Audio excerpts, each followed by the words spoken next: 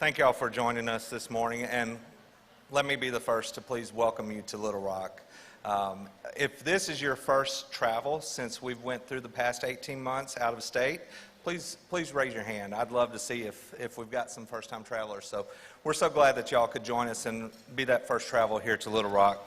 I want to first thank, again, Learning Blade, Sheila and Dane Boyington for sponsoring our reception last night at the Mosaic Templars. Those of you who were there last night, give them a round of applause for such a great event. I really enjoy that venue, and I shared with all y'all, you all, an email late last night that had a video about the 9th Street history here in Little Rock. So if you get an opportunity, go and watch that. That's a very interesting part of Arkansas's culture and history that a lot of people are not aware of. So, but thank y'all again. I obviously want to thank Governor Hutchinson for hosting us here in the beautiful mansion today and hosting this event. There's no secret that Governor Hutchinson is the leading governor when it comes to CS education, and it's because of his vision and what he has placed behind this initiative is the reason we're as successful as we are and get the recognition that we are. Early in my tenure, whenever we were really getting moving, I was asked once at a co.org conference, what can we do in our state to get to where Arkansas is? And I said, well, get you a Governor Hutchinson. And a couple of people kind of laughed at me, but then I will tell the state, because we have a couple representatives from there. A representative from Texas just a few days ago told me, when y'all get done with Governor Hutchinson in Arkansas, can y'all just send him to Texas for us? So Governor Hutchinson, I'll let you answer that question. So I also want to thank my bosses, my additional bosses, Secretary Key for joining us, and Dr. Ivy Pfeffer, Deputy Commissioner. So thank y'all for joining us. And I want to thank the mansion staff. They do such a great job, and the decorations are absolutely beautiful.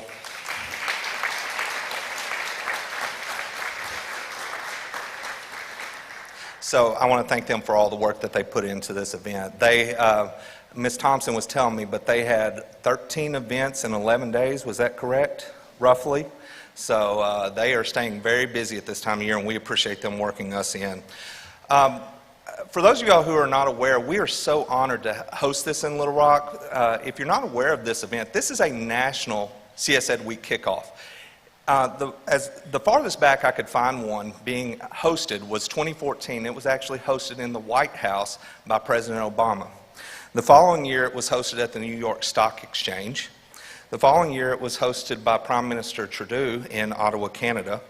Then it was hosted in 2017 in Silicon Valley, California, Seattle, Washington in 2018, and Santa Fe, New Mexico in 2019. And then, of course, because of the pandemic, we were online last year for the hosting. So I consider that to be a great list for Little Rock, Arkansas to be among. So thank y'all for being here with us.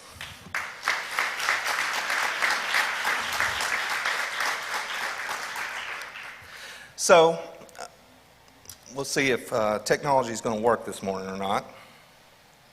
You know, it is a computer science conference, so we're going to have problems with technology, I'm sure. Okay, so we have 22 states and Washington, D.C. represented today. So if you traveled with us, you're part of that contingent. I think that's a great contingent, and I appreciate you all being here. Another map that I'd like to share is this one. This one is actually part of the Brookings report that recently came out. It's Building Skills for Life, How to Change and Improve Computer Science Education Around the World. I have the link there to it if you want that, or you can just Google it. The reason that I wanted to bring this up before we got started is today is not about the why for CS. I think everyone in this room knows why we need computer science in our schools, computer science and computing, and that's been talked about ad nauseum, right?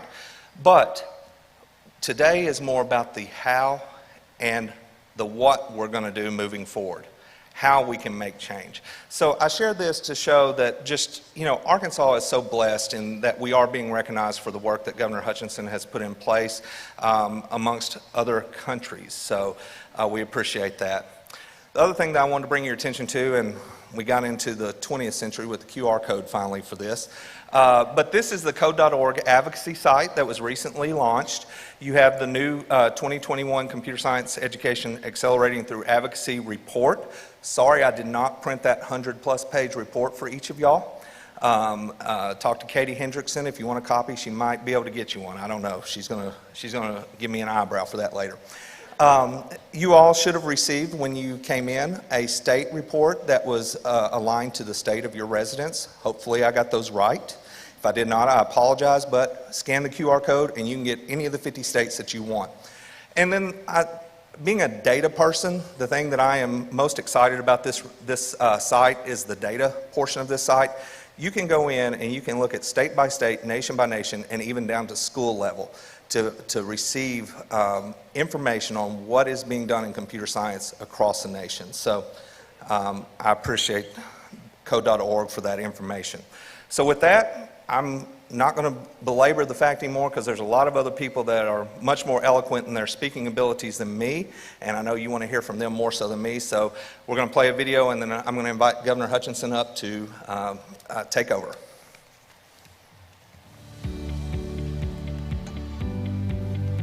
As technology continues to advance, so should our children's education. That's why in 2015, the Arkansas Computer Science Initiative was created. An initiative to provide better access to a variety of computer science-related resources, and ultimately, to use their skills and creativity to make a difference in the world. And it's all happening right here in Arkansas. Because of this initiative, more and more schools have added coding, cybersecurity, networking, robotics, and game design into their curriculum. And more students are getting the real-world experience and training they need to succeed. The Arkansas Computer Science Initiative prepared me for my eventual career path by giving me the opportunity to meet with other people that are currently in the industry. Because I had my first internship through this initiative, I am now almost at 2 years of interning with J.B. Hunt while still going through college, and it's because I had a little bit of experience and knowledge of technology, and the passion is the reason why I am where I am today. Since the initiative's launch, Arkansas has become a national leader in computer science and computing education, with many states following our lead. Inside the state of Arkansas, you all have done something fascinating, which is to mandate computer science in your classrooms. And you've seen incredible numbers of students go up in coding, especially with women, especially with minorities. Why did you all think that was so important? Whenever you look nationally, only 1 out of 10 high schools in America offer and teach computer coding. We mandated at every high school. We could produce 6,000 students a year into our economy that know how to write software. The study of computer science and related computing areas opens more economic opportunity for more people than almost any other area of study. And this skill set is in demand, not only in the tech sector, but in banking, entertainment, medicine, and virtually every area. So whether your child wants to be a farmer, doctor, teacher, or entrepreneur, they will greatly benefit from the creativity and problem-solving skills that are the essence of creating computer software. And no matter the state of our economy, computer science-related jobs will remain and continue to thrive. The computer science skills that I gained in Arkansas really allowed me to work around the world.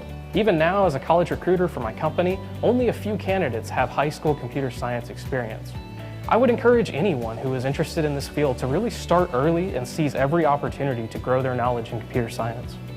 From its pathways to higher education, internships and careers, to its passionate and knowledgeable educators and industry-approved curriculum, the Arkansas Computer Science Initiative continues to transform students' lives, both in and outside school walls. And it's never been easier to join in the fun. Join the future and enroll your child in these fun and innovative courses and support the Arkansas Computer Science Initiative today.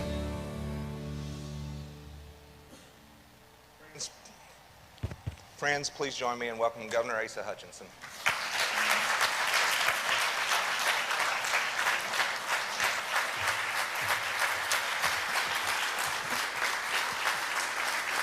Thank you. Well, that's a nice welcome for me, but my job is to welcome you today.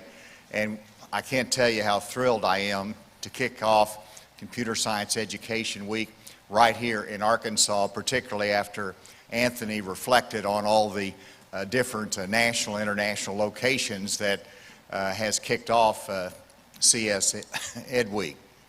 But first, I want to just welcome you to the mansion. How many of you never been here before? Well, this is terrific. So this facility was built in 1950 in terms of the residence itself. This great hall was built during the Huckabee administration, and it was built with all private funds, but it's one of the premier locations for a governor to have across the country. Now, I want to brag a little bit on the First Lady because she believes in Christmas. And it took about, I think, 2 weeks, 20 volunteers a day to decorate this hall, but also, excuse me, all of the residents. And you can see the theme. The theme is a 1950s retro Christmas. And so as you have time during the day, I hope that you'll meander through the library upstairs and you'll see some of the decorations that, if you're old enough, you will recall from Christmases past. In addition, of course, here in the Great Hall, you can see historic versions and replicas of St. Nicholas. And the First Lady likes to talk about St. Nicholas was a real person, a priest from Turkey who had inherited wealth, and he believed in giving it out. And that's what St. Nicholas was. That's what he did. And so you can see his images through history that have now been converted to a more modern Santa Claus or St. Nicholas. And of course, it comes, excuse me, back to the theme of Christmas today, where God gave his son. And so I hope that you enjoy your time here and that you enjoy the mansion as well. Unlike some of the representations of one of our former debate partners in the last presidential debate, I have been COVID tested, and I'm negative. I just have a little bit of an allergy I'm hanging through. I want to thank Hadi Partovi, CEO of Code.org. Please give him a round of applause.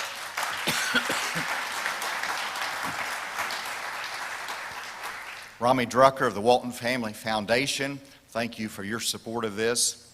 Sheila Boynton, CEO of Learning Blade as well. And I also want to introduce Secretary Johnny Key, our Secretary of Education, who has helped lead this effort in dramatic fashion. And Anthony, give Anthony a round of applause. I just appreciate his efforts.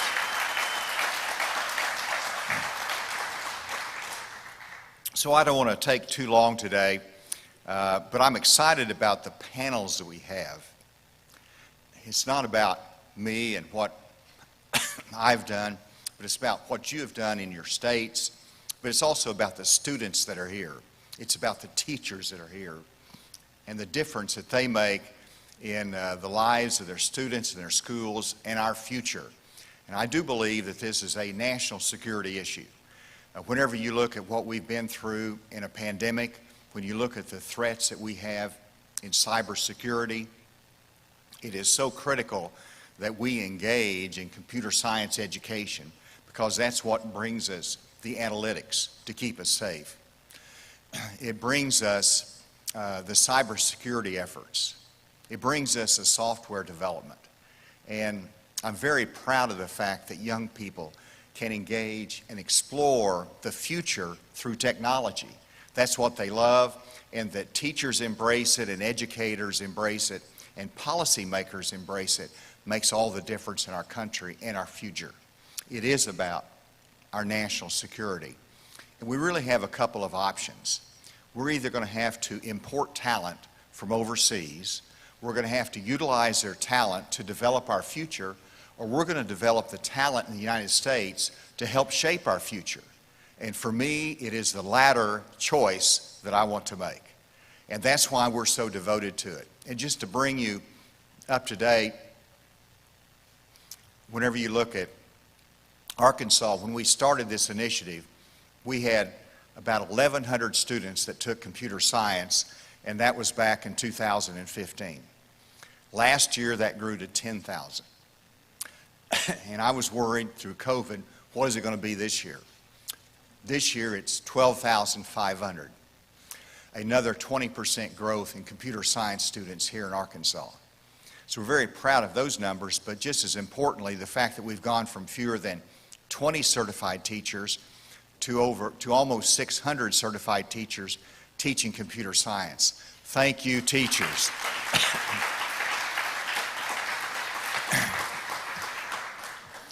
And I love that video just because it's old and a little bit of it is out of date. It's a good video. But so my granddaughter that was in that when I signed the bill, she's now a sophomore in college at Barnard School and Columbia University. And so life goes on, we grow up, and yes, she's a coder. And then you also saw the statistic when I was on MSNBC, and I talked about only 10% of the high schools in Arkansas are not 10% of the high schools across the nation offer computer science. Well, those are outdated numbers. And because of your work and your success, that number has increased fairly dramatically. I believe it's up to 25% of our schools now offer 47% of our high schools offer computer science. So let's give a round of applause to all of us for the success that we've had.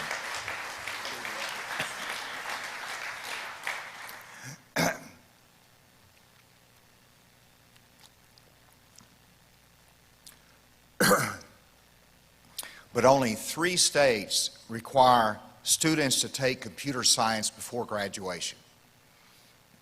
This last legislative session, we took that step and joined 2 other states, and so Arkansas now requires computer science course to graduate from high school. And I hope that during my time as chairman of the National Governors Association, and I thank the NGA for being here, that's my initiative, is computer science education. And we're going to have conferences in Bentonville, in Boston. We've already had one in Denver. We're going to be in D.C. So we're going to be showcasing what's happening across the country in computer science and the progress that is being made. But I hope that during this time and over the next year, and as we have legislators meet next year, that there'll be more policy enactments, more requirements for graduation, because it's not about Arkansas, it's not just about your state, it's about our nation and what we do together. And I believe that states control education. This is not a federal government issue, but it is a national security issue that we have to really kick in gear as states. And so I want to thank all the states that are represented here. I look forward to hearing from you. I'll be floating around the table or back in the back, but I'll be listening today because we want to get ideas for our future. I get asked a lot, since I'm term limited, by the way. We get 2 4-year terms in Arkansas, so I've got 1 year left next year. But I get asked, well, what's your legacy? Well, there's a lot I would point to. But one of the things I would point to is a difference that people in this room have made in individuals and students' lives.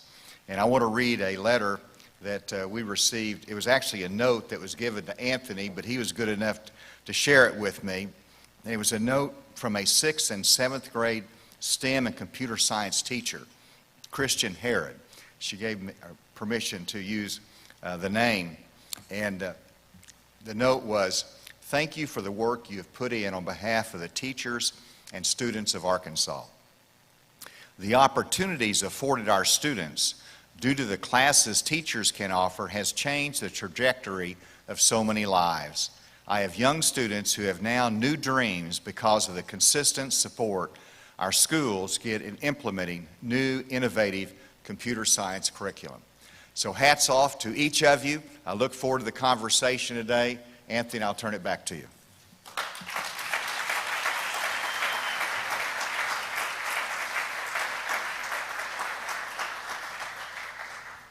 Thank you, Governor. Thank you, Governor Hutchinson. And just just a couple of seconds, we'll switch to our next speaker. I'll let him get ready there to step up. But we are so appreciative of Governor Hutchinson and the work that he is doing and has done in the state. So thank you so much for making this part of your administration, Governor Hutchinson. With that, the next gentleman I also think does not need a very extended introduction because I'm sure everyone in the room knows him, and if you do not, you should get to know him because he's a great guy to know. And that's a gentleman that I consider a friend. I hope he reciprocates, but Hadi Partovi, CEO of Code.org. Hadi.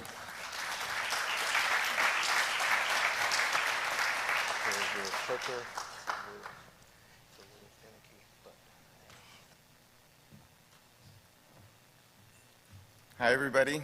I need to lower this a little bit. I had some slides to present, but first I just want to say thank you for inviting me here, and thank you to Anthony, and of course I consider you a friend, and thank you to Governor Hutchinson for convening so many folks in such an important cause, and thank you in particular for your leadership on this issue. I hope one day to meet your granddaughter and to see where she ends up, but the story of how she inspired you to get behind computer science has been one that I've told many, many times, and it's been so impactful not only in Arkansas but even throughout the country. I have slides because I'm not as good at presenting without slides, so please bear with me. We'll see how these work. And I think the first thing coming is a video because I like to start all of my presentations with a video. Code.org launched initially as a project just to make a video to inspire people, and we tried to tell our story through videos as much as possible. So, what grade are you in? Second. 10th grade? First grade. I was in 8th grade when I learned to program. I got my first computer when I was in 6th grade. What gets me excited is being able to fix people's problems. You can express yourself, you can build things from an idea. Computer science is the basis for a lot of the things that college students and professionals will do for the next 20 or 30 years. I like programming because I like helping people. I get the opportunity to build something that's going to make people's life easier. I think it's the closest thing we have to a superpower. Getting started is the most important part. I'm a beginner myself, and I want you to learn with me. One of my favorite things about that video is how old it feels, because almost every one of the folks in that video are either former presidents, ex-presidents, or founders of companies who've even moved on. And I'm so excited to imagine what the next generation of folks who get into computer science are, folks who are going in through our school system today, who are going to be the future founders and creators of our economy. I also want to start with my own personal story. As we talk about computer science, many of you have heard my story, but those of you who don't, why I do this work is very personal to me. This is a picture of me growing up in Tehran, Iran, with my twin brother. And soon after this photo was taken, our country broke out into a revolution. The country had basically an Islamic government, and I started living in what turned out to be a police state. And soon after, the neighboring Iraq invaded us, and I spent most of my childhood basically living in a police state by day and then in a basement at night just holding my ears while our neighborhood was getting bombed. It was basically a terrible place to raise a child. And for me, learning computer science was really an escape because one day my parents brought home a magical gift. My dad brought a Commodore 64 home that he had gotten in Italy, but this actually wasn't the magical gift because unlike today's iPads and iPhones, it had no apps, no games, no software. The gift was a book, an introduction to basic programming, and there with basically nothing better to look forward to in my life, I poured myself into this book and realized that with computer science, if you can dream it, if you can imagine it, you can build it, and that basically was my pathway to a better life. And so when I came to the United States as a young immigrant, I basically had the opportunity to see the American dream in this country, and I basically started work at as early as 15 years old before it was even legal to hire me. I was too young, I didn't have proper immigration status, and I could still get a really high-paying job as a coder, and I learned at a very early age how desperately America's economy needs people with these talents. And you know, I have had a wonderful career in tech as a result of that, and the reason I started Code.org is this realization that the pathway to opportunity that I had isn't available today to every American. It's something that enabled me to reach success, and we all in this country think of America as the land of opportunity. If there's one thing that unites us, it's this idea that if you work hard and work smart, you can get somewhere, and that idea doesn't feel like it's working for every American. And a lot of that is because of technology's impact on our workforce. It's not the only reason, but it's certainly one of the reasons. We all know that today's workforce is gradually getting replaced by computers and software and automation, and the future of work in 20 years is far more digital than today. If you imagine a kindergarten today, somebody's grandchild today starting kindergarten, they're going to be graduating into the workforce in the late 2030s. So imagine when it's almost 2040, what skills will that student need to learn? Will it be the stuff that you learned in high school, or is it going to be this new technical stuff? The answer is really obvious just if you look at current trends. It's also obvious if you look at the value of a university education. This is data that just came out a few weeks ago comparing the return on investment in a university degree in computer science or engineering compared to the average of all other university degrees. A university degree in computer science is 6 times more valuable than an average college degree, and this just shows the imbalance in terms of what our economy needs, what the future is paying for, and what most of our students are studying. And if you compare what students have access or don't, it shows that difference. That same difference, as Governor Hutchinson mentioned, is when you think about the importing of talent that America is doing. Because states like Arkansas aren't producing enough computer scientists relative to jobs that are available at companies like Walmart. And you'd think, okay, well, Arkansas maybe is importing a talent. What are the states that are exporting computer science talent? There are no states in the United States that are exporting computer science talent. Every state in America is importing computer science talent because our students aren't learning this field. And in fact, we are importing so much computer science talent that when you look at high-skilled visas, 2/3 of all high-skilled immigration is just for this field. The H-1B visa is almost entirely a computer science visa because our schools aren't teaching this skill and our students aren't necessarily learning it. Now, when you talk about these opportunities, I regularly get asked, is computer science basically about coding? And most politicians and governments think about it as a pathway towards economic opportunity. But that's not the only reason to be teaching computer science. Even after students have the economic opportunity met, there's still a fundamental set of reasons computer science should be just part of basic education. First is because it's better preparation for life regardless of what career you go into. When I went to high school, every student would learn how the digestive system works or how electricity lights a light bulb or about the Pythagorean theorem, regardless of whether you want to become a biologist, an electrician, or a mathematician. These are things everybody needs to learn.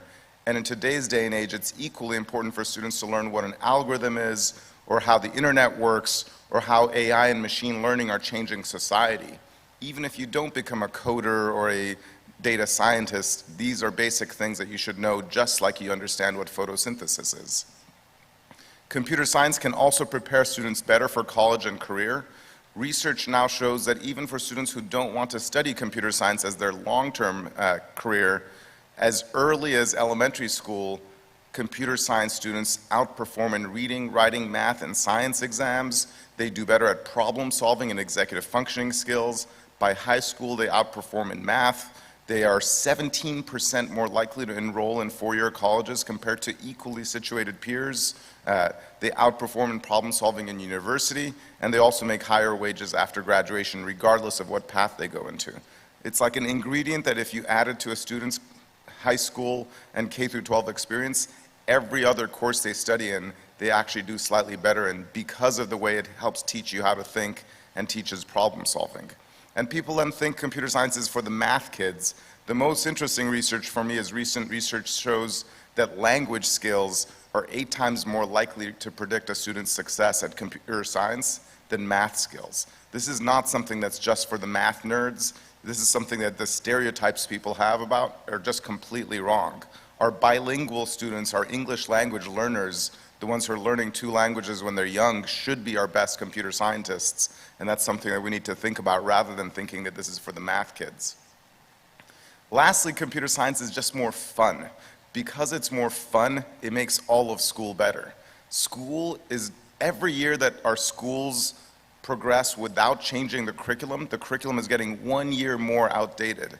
Students today are largely learning the same stuff that students were learning over 100 years ago, and it feels older and older because they're learning how to memorize and rote repetitive skills at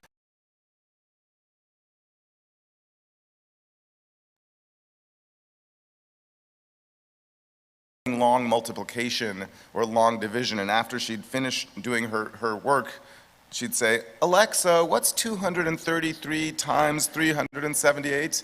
And then she'd be checking her work that way. And at the same time, it's so obvious that this 9-year-old already knows that a device can do this work for her, and yet she's doing it repetitively over and over just to show that she can do it just more slowly. Computer science, because of its creativity, is more engaging. Instead of memorizing and rote work, students can make beautiful art as early as 3rd grade and learn about how the angles work. By middle school, they can create games. By high school, they can create apps. And there are so many stories of amazing things students have created because of the computer science creativity and collaboration.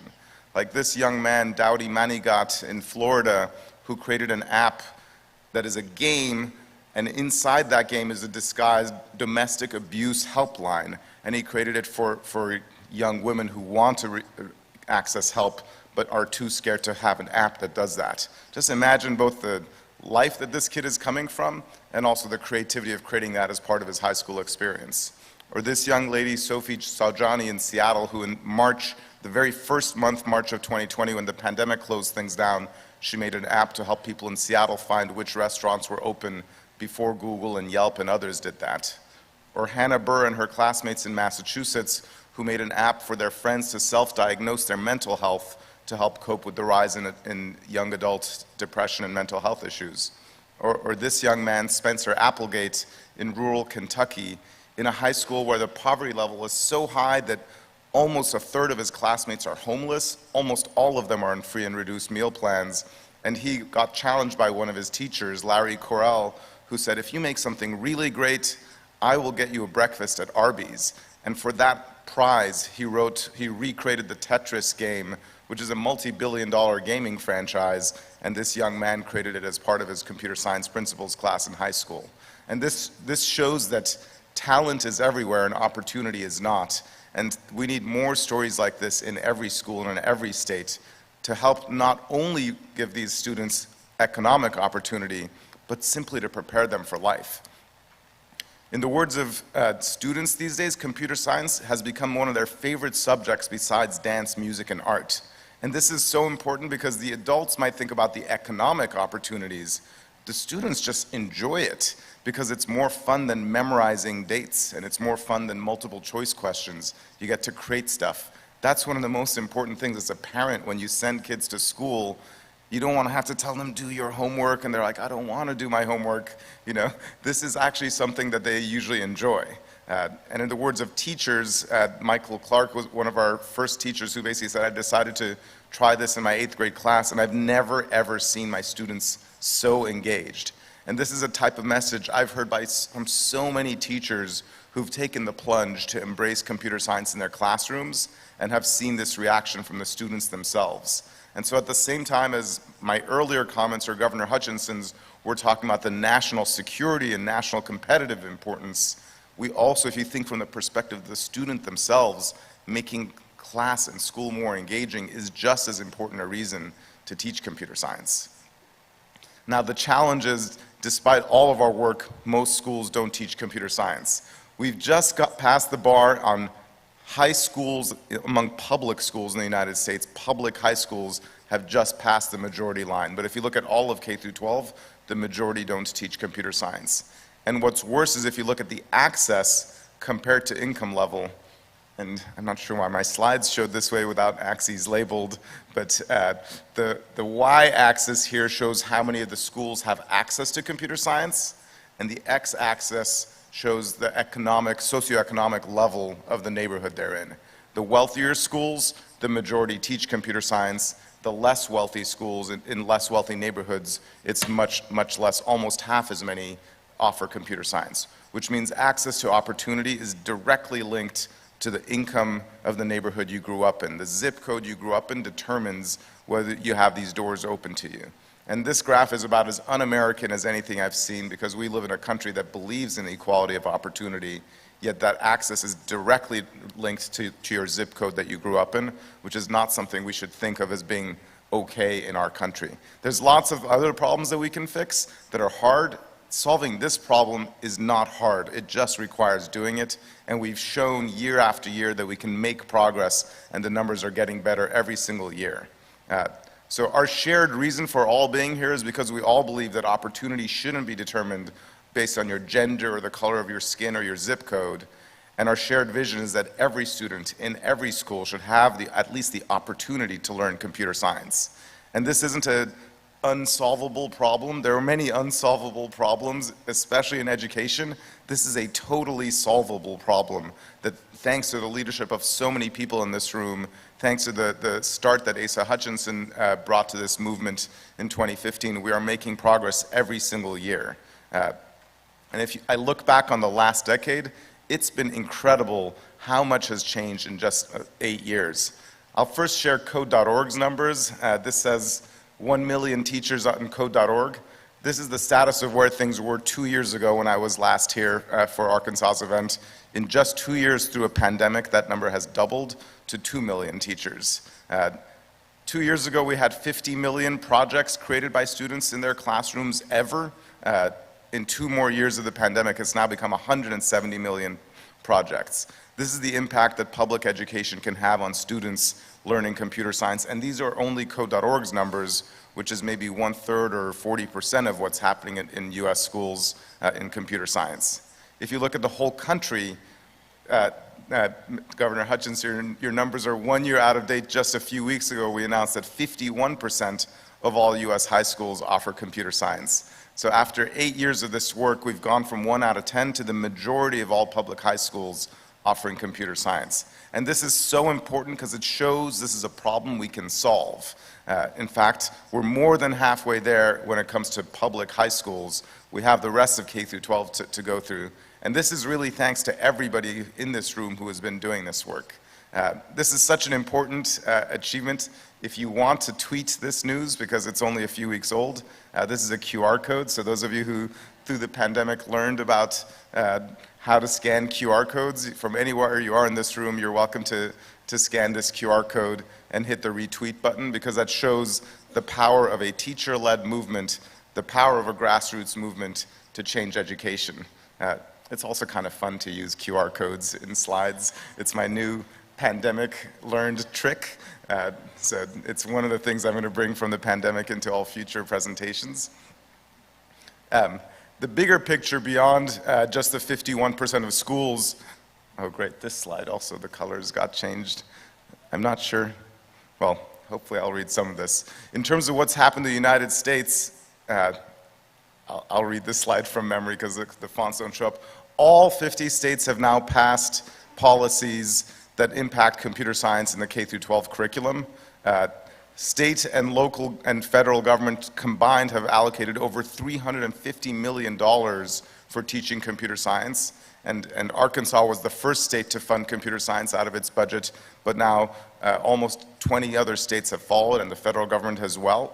And over 100,000 teachers have gone through professional learning programs to begin teaching computer science. Like the teachers here, this is all throughout the country. And if you think globally, the picture has reached 70 countries who've announced plans to teach computer science or to train teachers. Over 2 million teachers have begun teaching computer science just on Code.org alone.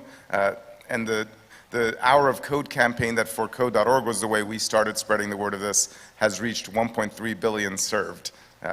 And I can't believe I have to read this slide without the words that describe those numbers.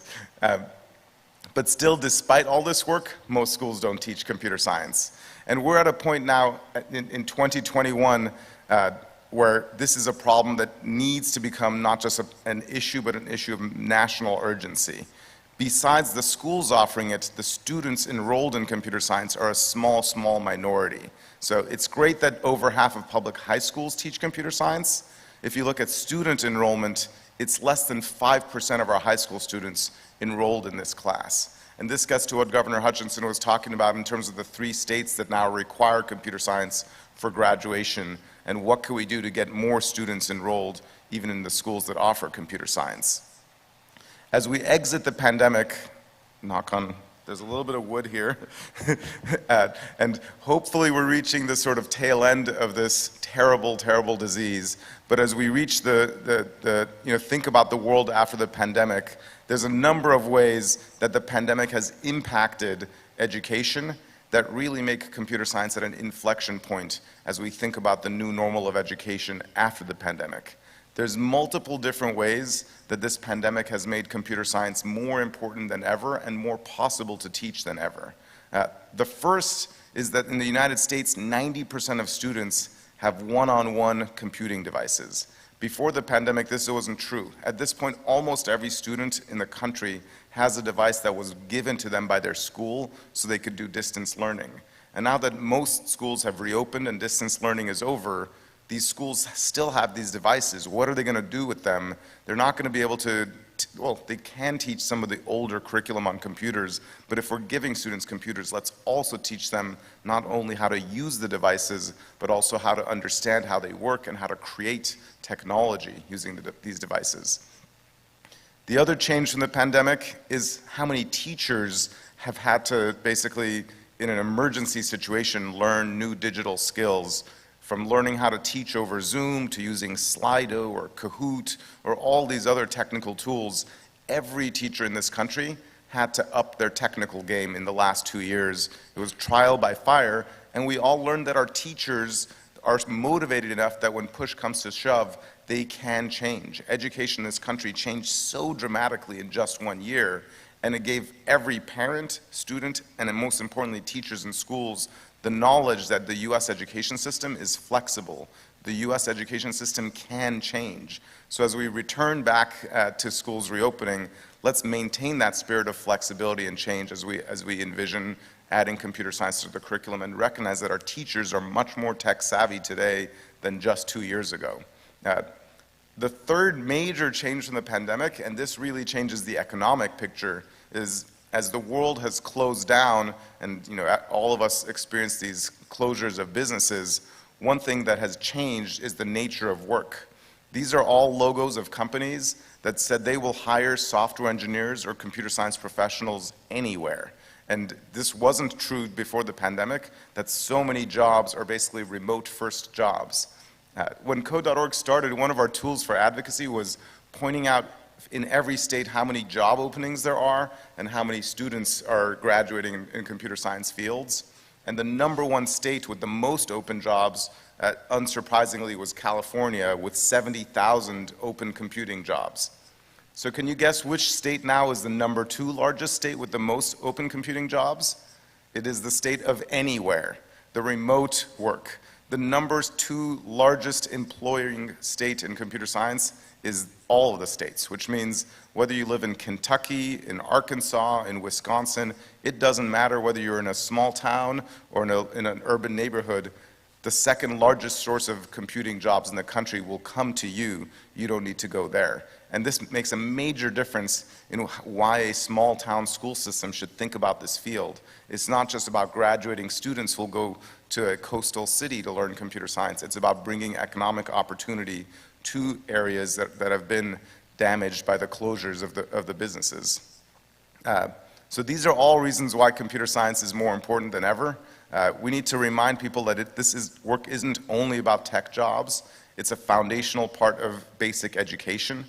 Because of this, Code.org is launching a new, this also isn't showing up because of my slide formatting. We're launching a new curriculum called CS Connections to connect computer science to math and science and social studies and art, to help teachers teach computer science connected to other curriculum, to remind people that this is something that is connected to all of education. We need to remind teachers, parents, and educators that computer science isn't just about coding. It's about creativity and collaboration. It's about making school more engaging for students and teaching soft skills that are more important in today's workforce than what schools typically teach. And then lastly, probably my final point, is that today computer science is about solving global problems. When I studied computer science as a young child, it was much more about math. It was about writing the code to calculate factorials and to calculate math equations. When Mark Zuckerberg was studying computer science, it was about sharing information on the internet. In this day and age, we need schools to recognize that computer science is going to unlock the solutions to curing world diseases, to cleaning our oceans, to addressing climate change, to addressing global poverty and hunger, to addressing gender equality. These are many of the problems that the next generation is inheriting from us. Our youngest generation all care about solving these global problems, and computer science is one of the keys to solving almost every global problem you think about. As we hand the next generation all these issues from the past, let's also hand them the one skill that will help them solve these problems in the future. I truly believe that in this country we can reach every US student by 2030, and then globally that computer science can reach every student in the entire world by 2040. The speed at which this movement has grown and even accelerated makes this possible. There's now 3 states where every single student is going to learn computer science as part of their graduation requirements. And we aren't yet pushing that all states must require computer science for graduation, because many states aren't yet ready. They don't, if it's not even offered in the schools, you can't demand that the students must learn it, because then the students won't graduate.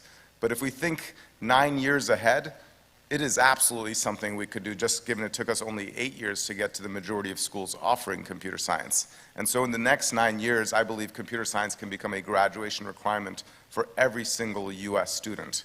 And what we do in the US is impacting the entire world as well. This is a global movement that is being led by the work that we do in this country. And education in this country isn't something that the rest of the world usually looks up to. You know, we all as Americans see these reports about America falling behind in math scores and science scores, and most Americans aren't proud of our education system, but most Americans are proud of what happens in this country in technology. We're the country that invented the computer, we invented the internet, we invented the smartphone, we invented social media, we invented e-commerce, and because of those things, when it comes to computer science education, we are leading the world. And so if we, just like Arkansas has established this as a graduation requirement to lead the rest of the country, our country can lead the entire world in teaching computer science to every child.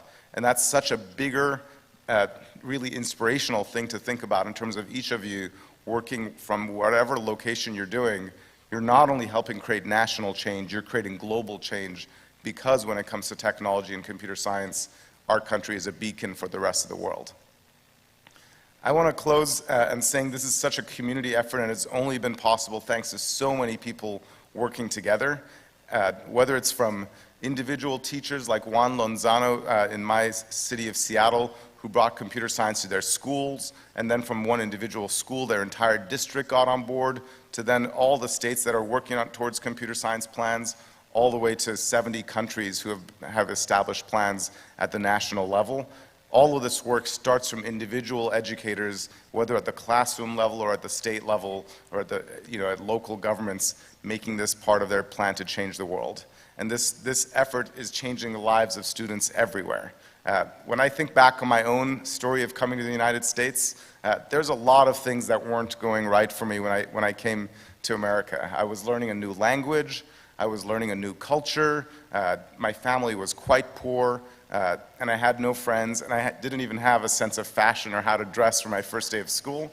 But what I really had going for me was a deep and really well-experienced fundamental learning of computer science, how to write code, how to create software, and that helped me go leaps and bounds ahead of my peers, because I could start work and pay for college and get into the best jobs much faster than anybody else did.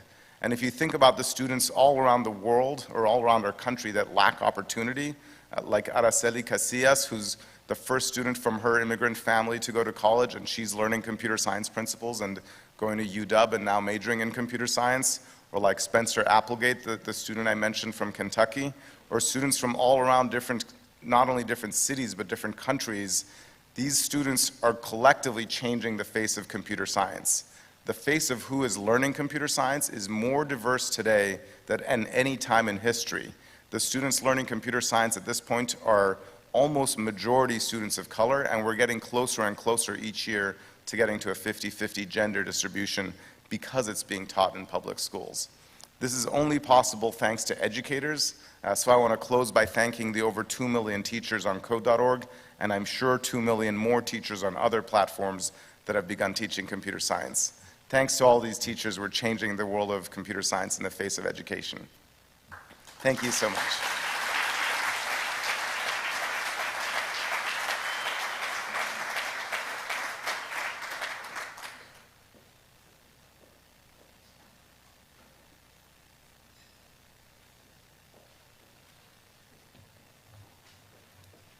Sorry, I forgot another step. I'm here to present the Computer Science Education Leadership Award to Governor Hutchinson for the start he brought to our nation, for being the first state in the country to take such a large step in terms of establishing not only one policy, but a whole suite of policies in computer science.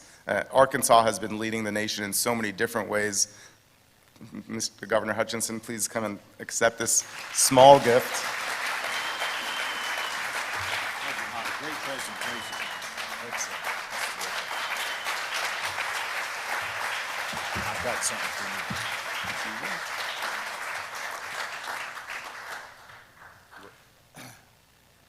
So we have, please be seated.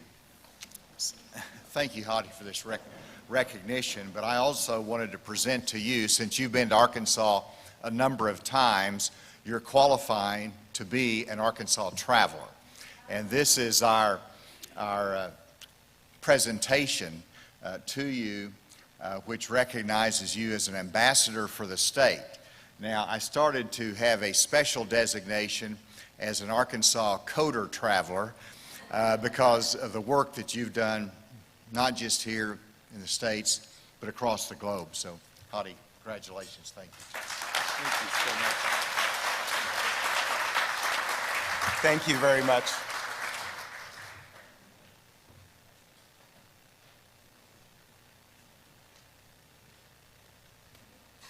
Thank you, Hadi. Thank you, Governor Hutchinson. And Hadi, sorry about the slides. You did a phenomenal job. Let's give him another hand for remembering what was on them. And I don't know what you were upset about. The outfit I thought was great. I think that's come back in vogue now. So you might pull that one back out of the closet. So no, thank you, Hadi, and thank you for your leadership. Okay, with that, we are running a few minutes early, but we're going to try to build some extra time in for our student panel. So we're going to go ahead and take a 15-minute break. If my watch is correct, it is basically 9:25 now. So if my math is correct, then if we can come back and be seated by 9:40 to start with the student panel, that'll give us a few extra minutes that we can hear from them. Thank y'all and enjoy a break. Restrooms are this way if you're looking for them. Refresh your coffee, etc. Thank y'all.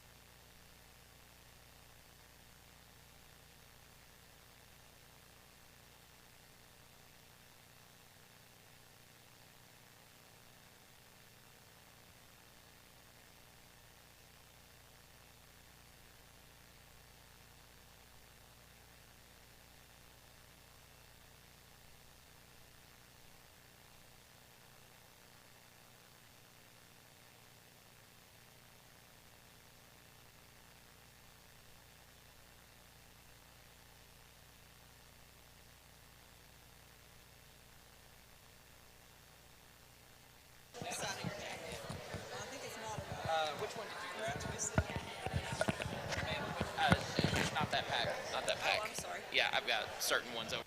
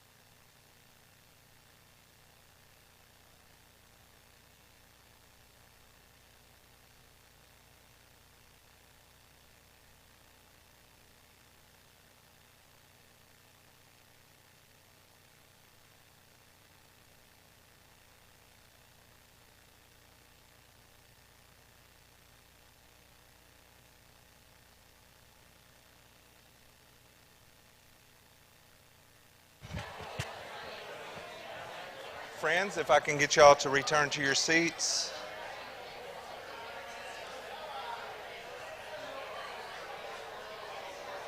Great conversations I know are going on, but if we can return to our seats, we're ready to get started.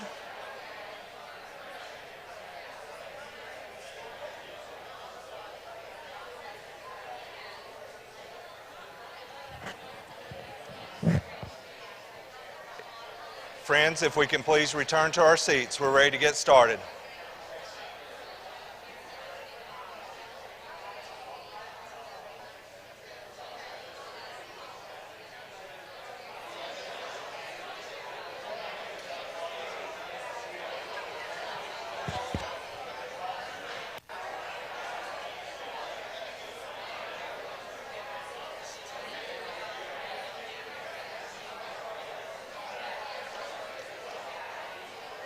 Friends, we're ready to get started with our next session. Please return to your seats.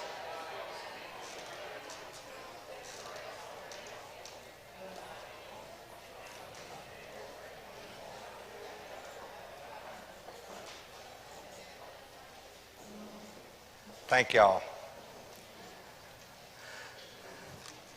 So I'm not going to extend the introductions here very long, but I do want to introduce our moderator for this panel, and she'll tell you a little bit more about herself. But we have Miss Romy Drucker here with us today from the Walton Family Foundation. I'll let her share her title, and then we have three wonderful Arkansas students that have joined us, and I want to recognize their teachers that are in the audience. So if Miss Kimberly Raup If Miss Kim, you got a big introduction. Miss Kimberly Raup from Conway High School. We have Miss Brenda Qualls from Bryant High School, who also is teaching my son APCSA this year, my senior, and I get an email from her about every 2 weeks of William needs to get caught up. So, but we appreciate you, Brenda. And then we have Ashley Kincannon, who I think is representing Lake Hamilton High School, who has taught our other students. So thank you, teachers. With that, Romy, I'm going to turn it over to you. Thank you so much, Anthony, and good morning, everybody. My name is Romy Drucker, and I lead the K-12 education program at the Walton Family Foundation. The foundation is deeply committed to creating opportunity and access points for people and communities across the country. And we do that work by supporting work in three areas: K-12 education here in Arkansas and across the country. We support the environment and making our country and our planet healthier, and we support economic development and resilience here in the state of Arkansas with a focus on Northwest Arkansas and the Delta region. I want to thank Governor Hutchinson and echo the many thanks we've heard for his leadership.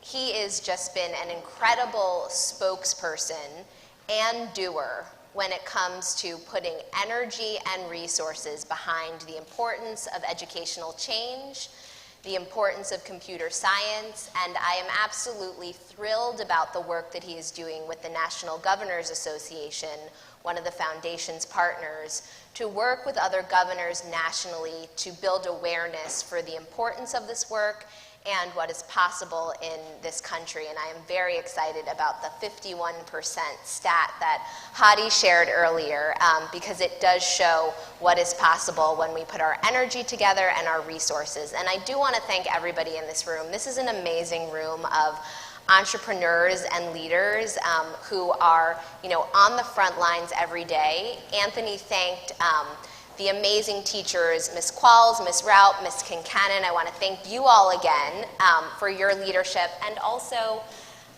the families that are here. Caden, Lamaya, and Sarah's families are here. Let's give them a round of applause, because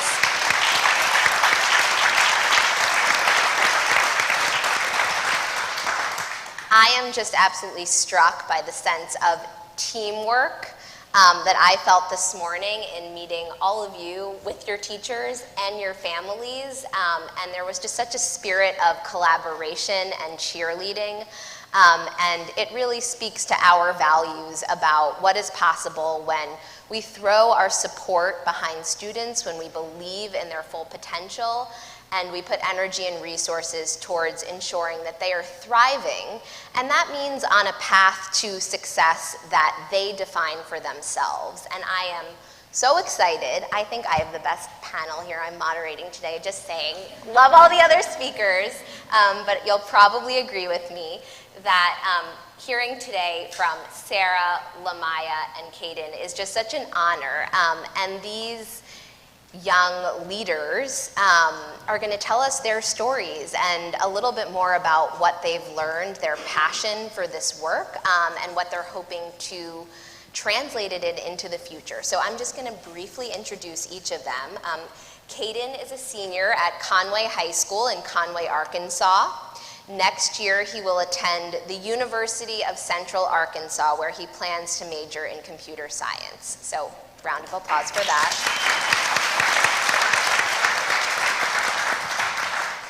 Lamaya is a senior at Bryant High School in Bryant, Arkansas. And next year, she is attending Washington University in St. Louis and plans to major in computer science.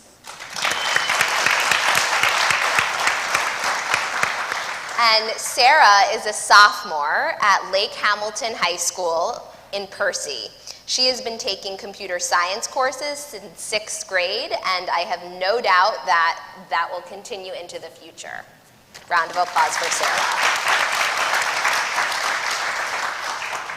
So I want to start with a question for each of you about how you became exposed to computer science. And Sarah, I want to start with you. Each of you kind of got into this a little bit differently in your school careers. So Sarah, tell us about what your start was like in engaging with this kind of work. Okay, so I started taking computer science courses in the 6th grade with my teacher, Ms. Ruffin, and our coursework, it wasn't like I just started off learning Java and completely programming. We started off using code.org, and it felt like a game. Like we used block code, so we would put these pieces together and we would tell how a character wants to move or how we want it to do a certain thing. So I would play like a dance party game, and then make BB-8 move on the screen. And I didn't know at the time, but that was the foundation of my computer science knowledge. And so my teacher, Ms. Ruffin, she made it very fun, and we would play with robots and code robots, but it wasn't a super stressful course to take. That's great. Lamaya, tell me a little bit about your experience, because you have a different entry point. Yeah. So basically, I got into computer science my sophomore year of high school. Previously, I had never had any type of exposure to computer science, aside from hearing about coding a little bit in middle school. Through there, we kind of learned, we started off with some basic Java, although I was in Programming 3 my first year, so it was a little bit harder than the regular Programming 1. But we started off with some Java. My first program, I believe, was Hello World or something like that. But then I wasn't able to do any computer science last year because of COVID. It wasn't available to me because I was virtual. And then this year I got into the computer science, AP computer science program. So, yeah. That's so exciting. And Kaden, how about you? How did you get started? So I think I have a familiar experience like Sarah. I was introduced in 7th grade, I think, using code.org. Using, the little building blocks to make a little program that was, entertaining. And from there, I kind of just found an interest in it, trying to piece things together to try and, just build something, be creative. And I think that's just pushed me throughout high school and got me here in the AP computer science as well. Each of you talked a little bit about how this has created a set of foundational skills and taught you how to build and think. Can you each share with me sort of one skill that you think you've learned over the years as a result of the work that you've done? So it could be something tangible, like you learned how to code a specific kind of project, or it could be something bigger, like a critical thinking skill. Lamaya, how about we start with you? So for me, I would say, let's see. I learned how to build my first actual program that actually worked.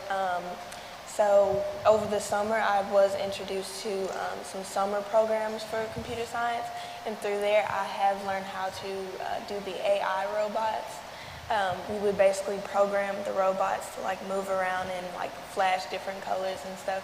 And so I would say that that's my biggest project that I've done. That's very cool. Sarah, how about you? My biggest programming skill that I think I've learned is problem solving, because you will run a program and it will not work and not work and not work and you can do it over and over again, and sometimes it's a semicolon or a bracket that is the problem to your whole thing. So you have to be patient and thorough when working with that, and that takes a lot of skills. But another skill that I've learned through computer science is collaboration. You know, when you think of programming, that's definitely something you can do on your own, but something I've enjoyed is collaborating with my classmates and, you know, us getting together and saying like, hey, if both of our programs aren't working, how can we fix this? What are we doing wrong? Instead of just, you know, always asking your teacher for help, other students are sometimes almost just as educated on a certain topic as your teacher would be. Kaden, how about you? Does that resonate, the idea of problem solving? What would you say are the skills that you've developed? So yeah, skills, problem solving is a big one. Like she said, perseverance, because the code is gonna, you know, try you. But yeah, so I guess, yeah, problem solving, I like the aspect of like the bigger picture. You have to kind of break it down into smaller parts and then put them all together, and then you finally get what you wanted, you know what I mean? Like that type of skill, if that makes sense. It does make sense. I love watching you all talk about the idea of perseverance and problem solving and just kind of like making this face like, yeah, I'm thinking about this time when I was trying to build something and it wasn't quite going how I thought it would be going. We talked a little bit earlier, Kaden, about one of your projects. You called it the Monster Lab, and it sounds like something I want everybody in the room to hear a little bit about. Can you share what the idea for that was? Yes, ma'am. So my teacher, Miss Rout, had us students in class. She had a select amount of food items in the front of the classroom, like Twinkies, gummy worms, M&Ms. And so we had to build a little monster out of these like candies, like with toothpicks. Like, you know, I put the M&Ms as the eyes, the gummy worms as the arms, you know, and the legs. But we had that, and once we were done, we had to take a picture of it. Then we had to go into Java, and we had to actually like create the monster we had just made. So my code, you would tell the code what you like, the qualities of your monster, and it would repeat it back to you. So my monster had 2 eyes, 6 arms, 2 legs, and it would just, you know, tell you that's what it was. So cool. Sarah, you told me about a project called, I believe, the Food Bus. Yes, ma'am. So tell us a little bit about what that looked like. So my teacher, Ms. Kincannon, approached me with the idea of entering this project called Tech for Good. And it's presented at this Girls of Promise conference, which is about 8th grade girls and inspiring women in STEM to pursue a career in technology. So she had me jot down 8 different ideas, which took me forever. And one of the ones that really stuck out to me was called Food Bus. And I really wanted to make my project eco-friendly. So it was a bus with like a hydroponic garden inside. So it's self-sustaining and uses clean energy. So you can transport clean, healthy food to locations of poverty. And so the tech aspect that I used to present was I made a website that kind of showed the idea, what my idea was, and you know what the concept was in general. So incredible. Lamaya, I wanted to ask you about your internship experience at the National Security Agency recently, where you got to put some of your skills into practice in a real-world setting. So tell us about what that internship was about and some of the projects you worked on. So basically over the summer I was in a 2-week program with the National Security Agency where I focused on cybersecurity, and every day we would kind of go into this program for STEM, and we would basically go onto, they call it like a battlefield almost, where you would kind of do hypotheticals. So like if we were to get like a cyber attack, we would have to figure out how they got through, like what area did we have where it was weak, and then we have to try to strengthen it, we have to try to protect it in any way. So we did that over a course of 2 weeks every single day, and we would get like little prizes if you would like be the first person to figure out like what was wrong with our program and what was wrong with our software. So it was really fun. What was the hardest thing you worked on? The hardest thing, so one, it was this like almost 2-page full length of like code, where it was really confusing code. And basically we had to go through each line and we had to see any type of mistake, any type of, like I said, any type of hole in the program that an attacker would somehow be able to get through. And then we would basically have to build our own software to basically protect the whatever hole or whatever issue that we have in it. And so that took about a good 3 days of just building software over and over again and just trying to figure out what mistake we were like making throughout the whole program. And did you figure it out? Yeah. Good. One of the things that we believe at the Walton Family Foundation is that any kind of educational change in communities needs to reflect what students feel and what students think and what's going to engage you all. So I want to hear a little bit about what you talk to your friends about when you talk about computer science, or if someone's asking you, hey, I know you're interested in this. Could you tell me a little bit about why? What would you want fellow students to know, whether they're your friends or folks that are listening on YouTube who might be just interested in learning more about what these experiences have given you? Caden, let's start with you. So computer science, a pretty big incentive I think of right off the bat is the AP exam, which if you get a 5 on that, you earn $1,000 just right then and there. That's pretty nice. That and the competitions and stuff we have, it really lets you meet new people, people you might have in class, people you might work with in the future, you know what I mean? So it really just opens up this new environment where you can just, spread your wings, you know what I mean? I love that point about the social aspect of kind of networking and making friends. What about you, Lamaya? So basically, I always tell them like the general stereotype of what a programmer looks like is not true at all. It is not always just sitting at your computer all day just typing like in the dark and stuff. That's not true. So a lot of people don't expect me to be in computer science. So I usually tell them like you don't have to look a certain way just to work with computers, and on top of that, you can make a lot of money. Yeah, so that's what I usually tell them. Sarah, how about you? One thing that I would want everybody to know about computer science is that computer science is a very broad term. Like, it's not just programming. You're not just sitting at your computer, like Lamaya said, just typing all day. You can be introduced to robots, cybersecurity, and all these different things that are involved in tech. And I think there's definitely a stereotype around computer science that it's just sitting at your computer all day. It's very interactive. Yeah. Tell me about the work that you do with your teachers. How does your teacher support you? I mean, there's a big part of this work that is self-directed, right? Like you are kind of in the zone, problem solving and critically thinking. Your teachers are in the room, so I know you have really nice things to say about them. But tell me a little bit about that interaction. What does that feel like, and how do teachers support the process for you? Lamaya? So for me, Miss Qualls, she always she won't watch over our shoulder, but the moment that we raise our hand, she's sprinting towards us to help us. And so she's always willing to help.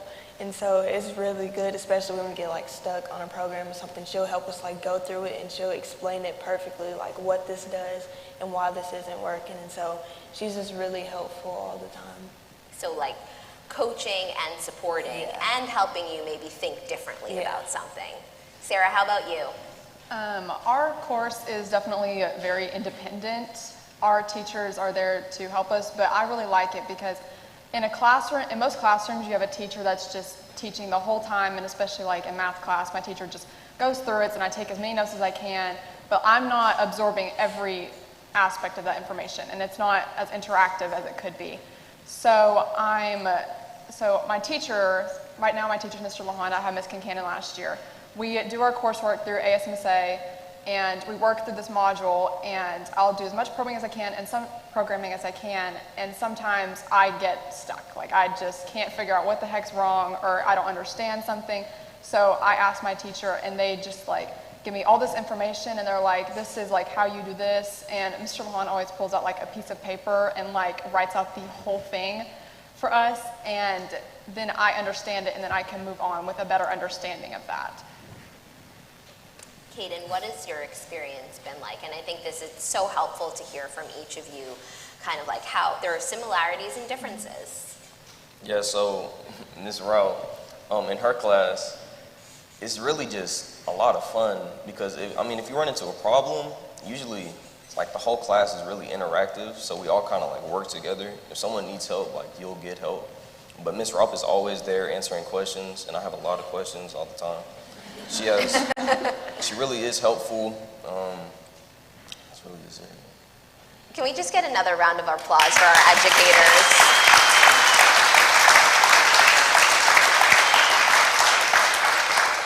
So my next question is about advice that you have for the leaders in this room. There are some folks who are running the education systems of their states. There are some community-based organizations in the room who are trying to figure out programs and policies to make sure that more students have access to computer science.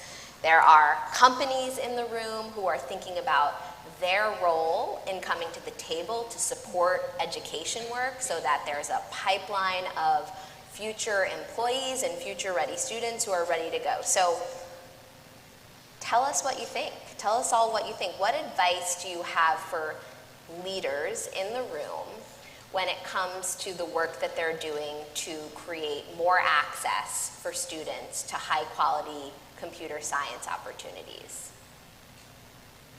Kaden, you want to share a thought? Yes, ma'am. So I think with employees, a big passion of mine is working at home, which allows me to, be comfortable where I'm at, get my work done how I need to get it done. And mainly working in an office isn't really just, all that. And I think if a lot of companies do push the fact that I can work at home, it would be a nice thing. That's great to hear. How about you, Lamaya? What advice do you have? I would say to promote computer science and the entire field way more. I usually don't hear a lot about it unless you go on to actual job search sites. So Indeed, you'll see IT careers and everything, but outside of those sites, I usually do not hear about computer science jobs or anything like that. So I would most definitely say promote it a lot more with even if you got to get billboards and stuff, just anything that would help grab the attention of the people. How about you, Sarah? I have to agree with Lamaya that promoting computer science is definitely something that needs to happen, but especially promotion for girls. There's only about 5 or 6 girls in my class, and they're out of 30 kids. And so it's definitely more challenging when you're having to deal with that kind of ratio. But I feel like the Women's Foundation is definitely doing a lot to help improve girls getting into STEM and girls going into the workforce. And I think that's going to make a big impact on computer science. And you and Lamaya being on this stage today are also making a big impact. So thank you both for being here and being role models for anybody who's watching. And thank you all for that call to action. I want to ask you about something you're excited about for next year. Some of you are going to college. Some of you are continuing on in your high school journey. Sarah, maybe we could start with you as you're heading into the 11th grade. What is something you're excited about next year or a skill you want to further develop? So next year I have a couple of options on what I want to take. CS 1 and 2 are required, but once you get to year 3, you can take AP or independent study or do another type of course. And so next year I am going to take the AP because I want to take the AP test and, you know, have that towards college. And so I'm very excited to further my skills. And I think we do learn a little bit of Python next year. So I'm just excited to learn a new programming type. Super cool. What about you, Lamaya? I'm excited about going to WashU next year. I'm going on a full ride. So,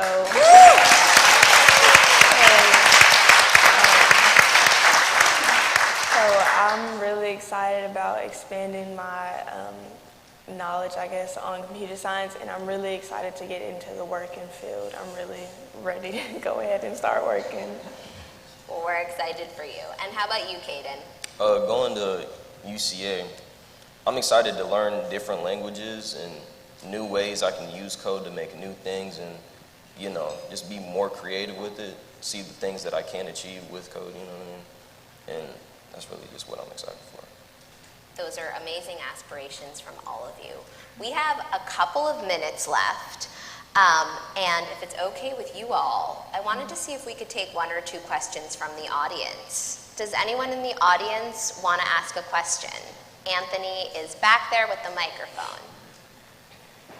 I see a hand.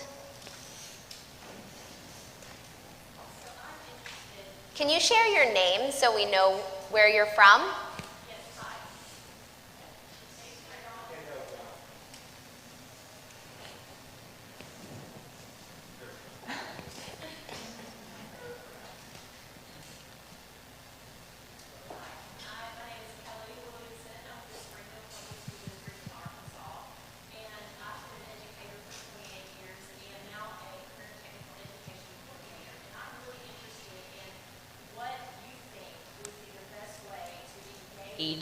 Your younger self. Did you hear that at all? Yeah. Okay, you did. Okay, so you said 6th or 7th and 8th grade, right, is when each of you got involved. When you think about those students in those classrooms now, what could we do as teachers and leaders in our district to better engage you? Would you like to have had an opportunity to work on a project in a science class along with a computer science? Or maybe a math class, because I remember you said, oh, math, they're just teaching, talking, and I don't get to absorb it. So would that cross-curricular be important to you and maybe gave you like an aha moment to allow you to think about computer science as an option? I'd just be interested. Caden, do you want to start? Oh, yeah. So early on in those grades, computer science was more, like I said, like building blocks, kind of way more simple. And the thing that really grasped my attention to it was like the entertainment. Because you did get to build your own like app, you did get to build your own game. And when you did that, it was fun. You got to compare with people. You got to just share it with others. You know? Does anyone want to add anything? I will. I think incorporating different subjects into computer science is 100% necessary. I feel like I would absorb information so much better because I remember in 6th grade we had to create an app using code.org and we had to make it about another subject. So like I chose math and I made like an app that was about like a math quiz, a math tutoring. It was like, what do you need help with? And then you would click it and then it would take you through how to do that math problem. And so I feel like knowing those together, because computer science has helped me in so many other subjects. It's helped me with like problem solving and language skills, and it's just made school so much better for me. I would say it is necessary, like she said, it is necessary to kind of intermingle various subjects together with computer science. So for me, I would say art and computer science, which a lot of people don't think go together because it's like creative and then like literal. But whenever I got into computer science, I was taking art at the same time, and a lot of times I would write out like programs that I wanted to do. If it was like a character or something, if there was some way that I could try to code a character, I would draw it before I would even start thinking of the code, and then I would kind of like break down into what I need to do with this and what do I need to do with this. So most definitely. I think we have time for one more question. That was a great question about career-connected learning in the early grades. Can you introduce yourself? Sure. I'm Carol Fletcher from University of Texas at Austin and the ESEP Alliance. And I loved your comment about we need to find a way to kind of market computer science opportunities better to young people. So we all think that we do that. Obviously, we're not. So I'd love your insights on what can we do to actually reach students your age to actually get that message across. Who has a thought? Who wants to start? I can. So the most basic thing, which was mentioned earlier with the economy, money. Everyone wants money. So I would definitely tell them, like, whenever I first got into it, one of the aspects I was looking at was how much money could I potentially make in the future. I want to be able to support myself without worrying about finances. So whenever I do talk to other people, like I said, I talk about money. They want to know how much money that they can make. So even with like younger kids, whenever they ask me about it, like, how did you get into this? I'll start off with, well, I found out that you can make a lot of money. And then, so that'll like kind of like pique their interest a little bit, and then you can like further like, I guess go into it, depth a little bit more on it, but that's like one of the most basic things. Sarah? I would have to say that getting older kids to do computer science has to start at a younger age. Because I feel like by the time you get into high school, you already know what you're good at, and you see computer science, you're like, oh, I don't know how to do that. I'm not going to even try to do that. I think implementing it at an earlier age, even in like 5th grade, would make some kids think, oh, this is fun, I can do this, and then they will want to pursue that in high school and in college and make a career out of it. Kaden, any last words, any words of wisdom to close us out? Yes, ma'am. So what they were talking about, the money aspects, I think it's kind of crazy because when I was told that, there's not a lot of people doing computer science like in the world today, it's kind of weird to think about because like I feel like there should be way more people trying to do this. Like we should try to tell people like, hey, people will, you'll get a job pretty easy. Well, I know everybody in this room agrees with that. So let's give our student panel a round of applause. Kaden, Sarah, Lamaya, thank you so much for sharing your perspectives.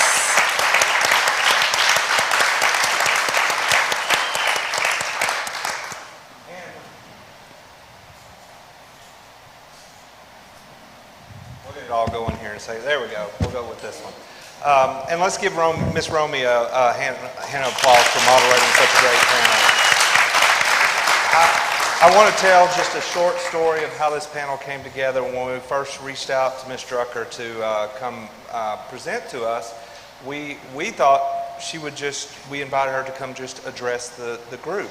And her wonderful staff, and I don't know if it was her idea or one of her staff members, called me and they said, we've got an idea, but we don't want to interrupt your session. And they said, what if we had Romy interview some students? And now this was this Monday? Yeah, so this was Monday. But those of y'all who know me know that I'm like, hey, we will figure it out. So I think this was, not that Romy wouldn't have done a great job, Ms. Drucker, I'm sorry, wouldn't have done a great job addressing us by herself. I think this was so much more engaging, so much more thoughtful, and I just can't say how thankful I am for that suggestion, and to the students for coming up here and Ms. Drucker for moderating. Thank you all. Thank you, everyone. Thank you, guys. Great job. You can go off the stage. Okay, that said, we have about 5 minutes for changeover to our next panel. Please take care of your needs, but please be back in your seats in 5 minutes.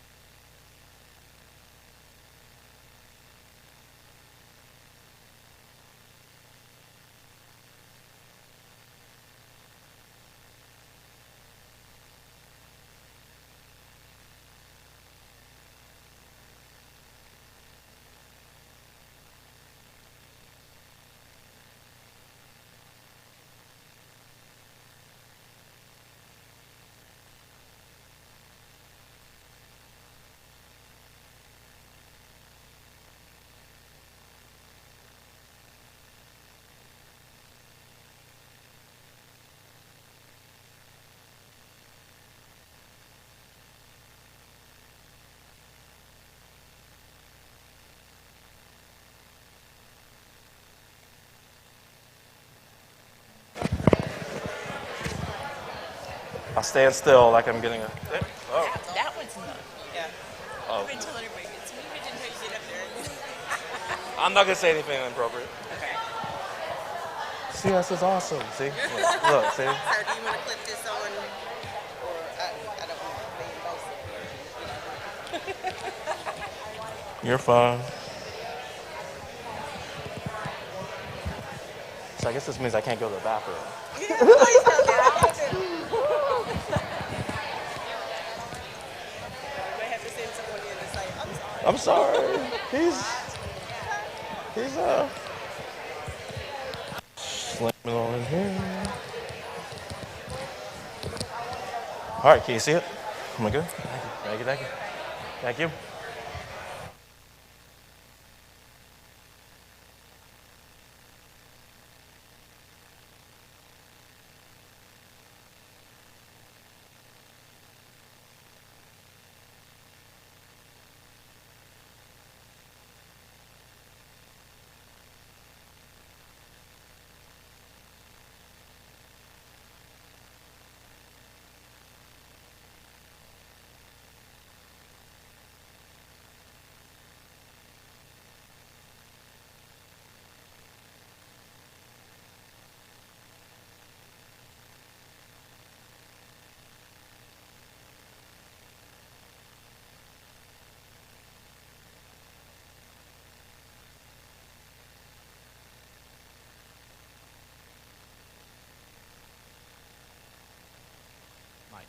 Mic test, 1 2. Mic test, 1 2.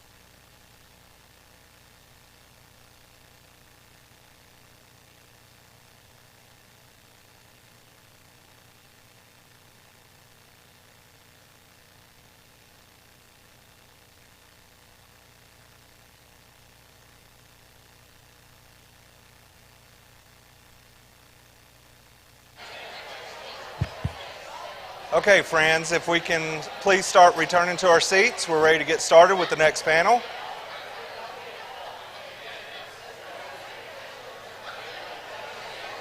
If you can hear me and someone next to you can't, please ask them to return to their seats for me.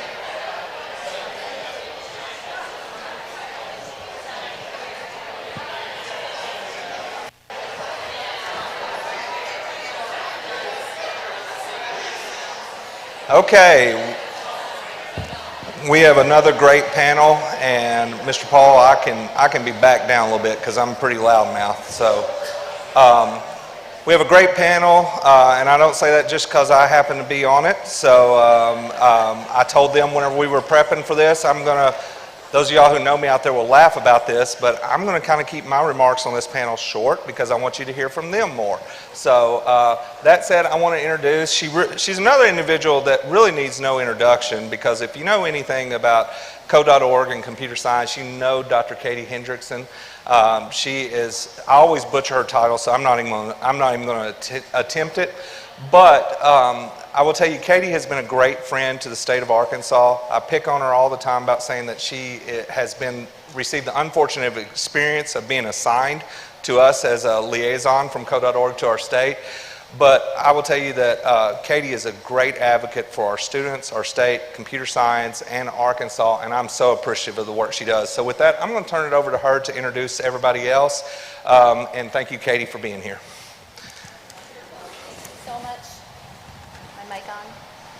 All right, thank you so much for that introduction, Anthony. It's always good to be back in Arkansas. But first of all, who decided that our panel is going to be after the last one? I know. I don't know how we're going to be able to follow that, but we'll try.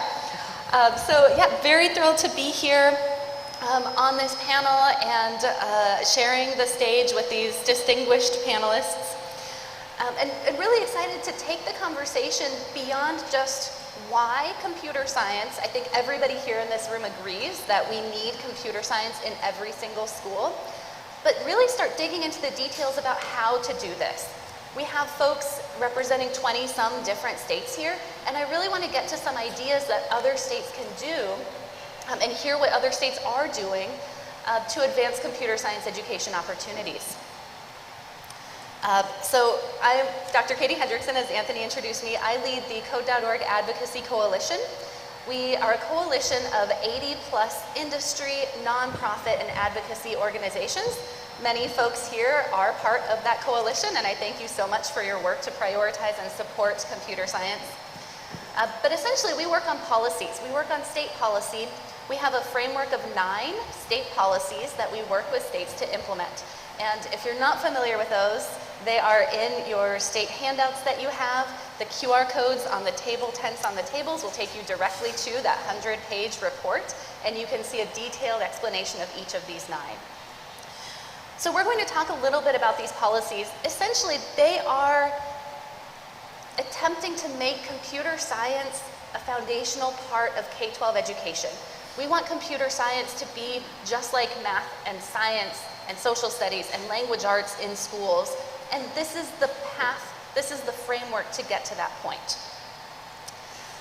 All right, so I'm going to introduce my panelists now. To my left, we have Dr. Joshua Childs. He is the co-PI of the Expanding Computing Education Pathways Alliance, otherwise known as ESEP, and assistant professor at the University of Texas at Austin. Next, we have Dr. Leanne DeLizer. She is the co-founder and executive director of CS for All. And then we have Anu Shaker. She's the director of equitable computer science education for Microsoft, and she works on the TEALS program as well. Then we have Jeremy Anderson. He is the president of the Education Commission of the States. And then finally, Anthony Owen. You all probably know him well, but he is the Arkansas State Director of Computer Science.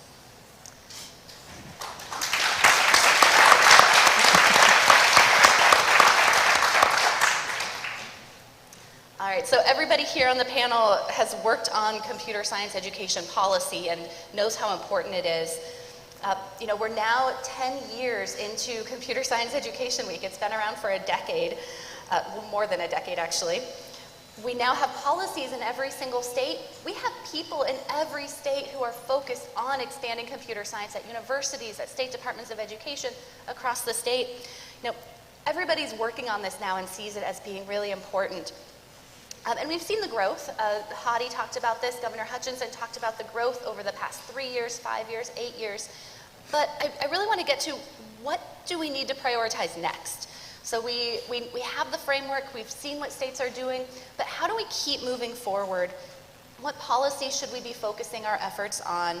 And what really makes the biggest difference in equitable access and participation in computer science? So Leanne, I'm going to start with you. Great, thanks Katie. You know, I think one of the things when we talk about policy and implementation of computer science education, we actually have to link those words really closely. It's not just about the policy, but it's about the understanding of that policy and the implementation of that policy on the ground. You know, you and I met a long time ago when we were writing the K-12 computer science framework, and there's a wonderful video that was produced as a part of that work, and there's this moment in the video where I say, education is hard work. And that was true a decade ago, and it's true today. Our systems for education are complex, they're multifaceted, and I think one of the things that the 9 policies do and the work that we're seeing happening on the ground here in Arkansas and many of the states is they're coming at this, chipping away at the edges, right, in order to get to the whole system. So at CS for All, we really try and think about what is the big systems approach to computer science education. What are the state level policies? How are they experienced by school districts on the ground? How do school district and school leaders make decisions that either make it harder or easier for teachers to implement in their classrooms? And then what is the role of our university system, both in taking those kids, as we heard from the panel, into the next level of their education, but also thinking about preparing our teachers and getting them ready, because we can train 1 million teachers, but those 1 million teachers are going to retire. Hopefully some of them will become school principals. I can't wait to see my first computer science teacher school superintendent, right? And they are going to need to be replaced. So how do we also think about pre-service education, making computer science a part not only of every student's academic journey, but every teacher's academic journey? We heard the students call out the importance of weaving computer science in different disciplines. We hear Code.org has released that new connections curriculum. So our English teachers should also experience, at least 5th grade computer science as a part of their preparation. And so for us, thinking about the whole system, how do we take the great policy work, think about the deciders who are local, who are making implementation choices, and then create pipelines for teachers so that every teacher is prepared to step in, at least at an entry level in those classrooms, and then help make master teachers over time as they gain practice and experience. Yeah, excellent points. Anyone else like to jump in? I'll just quickly add here, I completely agree, especially with the last point that you mentioned in terms of capacity building, and that's really the area that we as Microsoft are focusing on as well with our TEALS program and our grant-making efforts to organizations such as CS for All and CSDA and Code.org that are doing incredible work in this space. With the TEALS program, the way that the model works is we support the teachers in learning and growing their computer science content knowledge. We have volunteers from the industry who teach along with the teachers, and until the teacher is comfortable to take on that CS knowledge and CS teaching on their own. Sometimes that takes 2 years, sometimes 4 years, as long as it takes until the teacher is fully able to take on the content themselves. And that, of course, requires a lot of work and a lot of support from various groups and partners, and so definitely think that that's one area that is a kind of a key focus when it comes to policy. Okay. So, we joke sometimes with Arkansas that whenever they do something new, we have to add that into our 9 policy framework. So now Arkansas has a graduation requirement where all students have to take computer science before they graduate. That's not one of the 9 policies, but we're starting to see this as a trend. South Carolina and Nevada have a computer science graduation requirement. The Rhode Island Department of Education is recommending it as part of their updated graduation requirements. So we're starting to see this. But there's also some concern about it. So I'm curious, I want to start with Anthony. First of all, how do we convince folks that we need to add computer science into graduation requirements? I know it's challenging. And then second, how do we ensure that states are set up to be able to support this really well and to implement it well? Yeah, Katie, thank you for the question.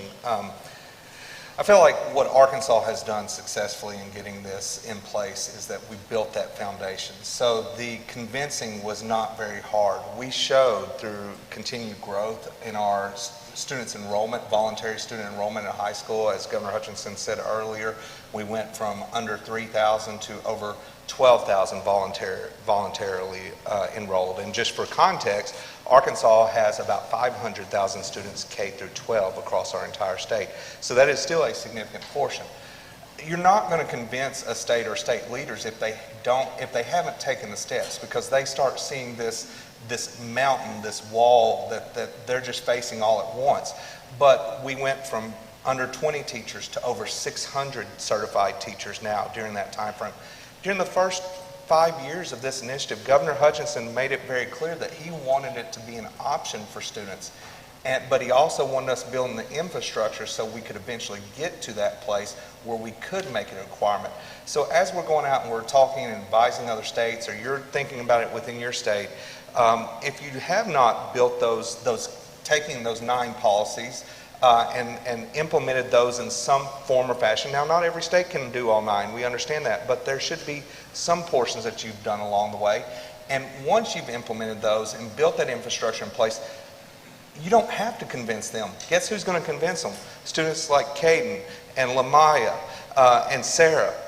they're going to be the people who convince our leaders that we need this. But it's because of teachers like Brenda, Kimberly, and Ashley that our job in convincing was fairly simple. So it's all about getting those pieces in place, Kate. I want to add something too. I think what I'm hearing from Anthony is thinking about, we need to also be thinking about the unintended consequences of having graduation requirements as well.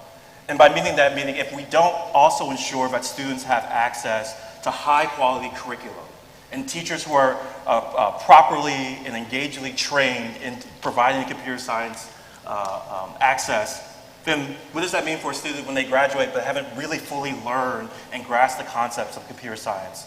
What does it mean then for a student who's gone through the graduation or going through the process and says, you know what, this isn't for me, I'm going to drop out, or I'm going to take a step back, or I'm not sure how this relates to my experience. So I also think as we begin to build these requirements, to think about some of those unintended consequences so that we are building a pipeline, a pathway for all of our students to graduate with computer science. Yeah, thank you. And Josh, I would just add, this is hard. I mean, Arkansas has done this well, but over multiple years. To add another requirement is a lot for a state when they have students who may not be ready to graduate because of the impacts of the pandemic also. So we're going to need to work with states to build up some of that. I would go back, though, to the student panel and what Lamaya said, money. Money will help a lot of these legislatures and state agencies and chiefs and governors see this differently, because the old economic development model is we need to bring an IT company into our state and have them build a building there, and then we will create the workforce for them. Well, not anymore, and especially because of this pandemic. But we're going to have to help those policymakers understand that if you have qualified individuals who are getting computer science degrees, you're probably going to be making money off the income tax that you are charging, even though they're not working in a company that's in your state, but they are working in your state with where they're located.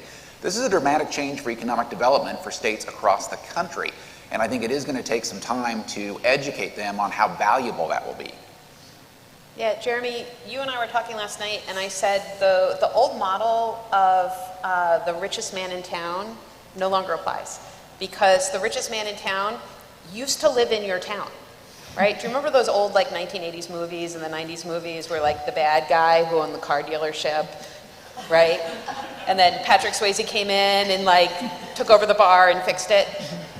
But that guy still lived in town. And he bought his groceries in the grocery store, and he bought his car from the car dealership, and he took his wife out to dinner at the country club. And his income from the town stayed in town. Your richest man in town now lives in Seattle. And so how do we create an opportunity for funds to come back into your community? And so by putting people who work for those companies, who work for Amazon and Google, who take funds out of our economic islands, right? How does that money come back in? It comes back into the salaries and the payroll of the people who are going to work there. And I think if we can get them the high-paying jobs within those companies, that really does help to cycle some of that funds back into your community that otherwise would go out to these companies and not return. Yeah, and what a great point about your community and the economic development and sustainability. I want to turn to the other side. I'm glad that we started talking about money. I'm going to turn to the other side of money, which is that we can't do this without funding. And we need dedicated state funding. We need philanthropy. They're so important to make sure that this initiative is sustainable.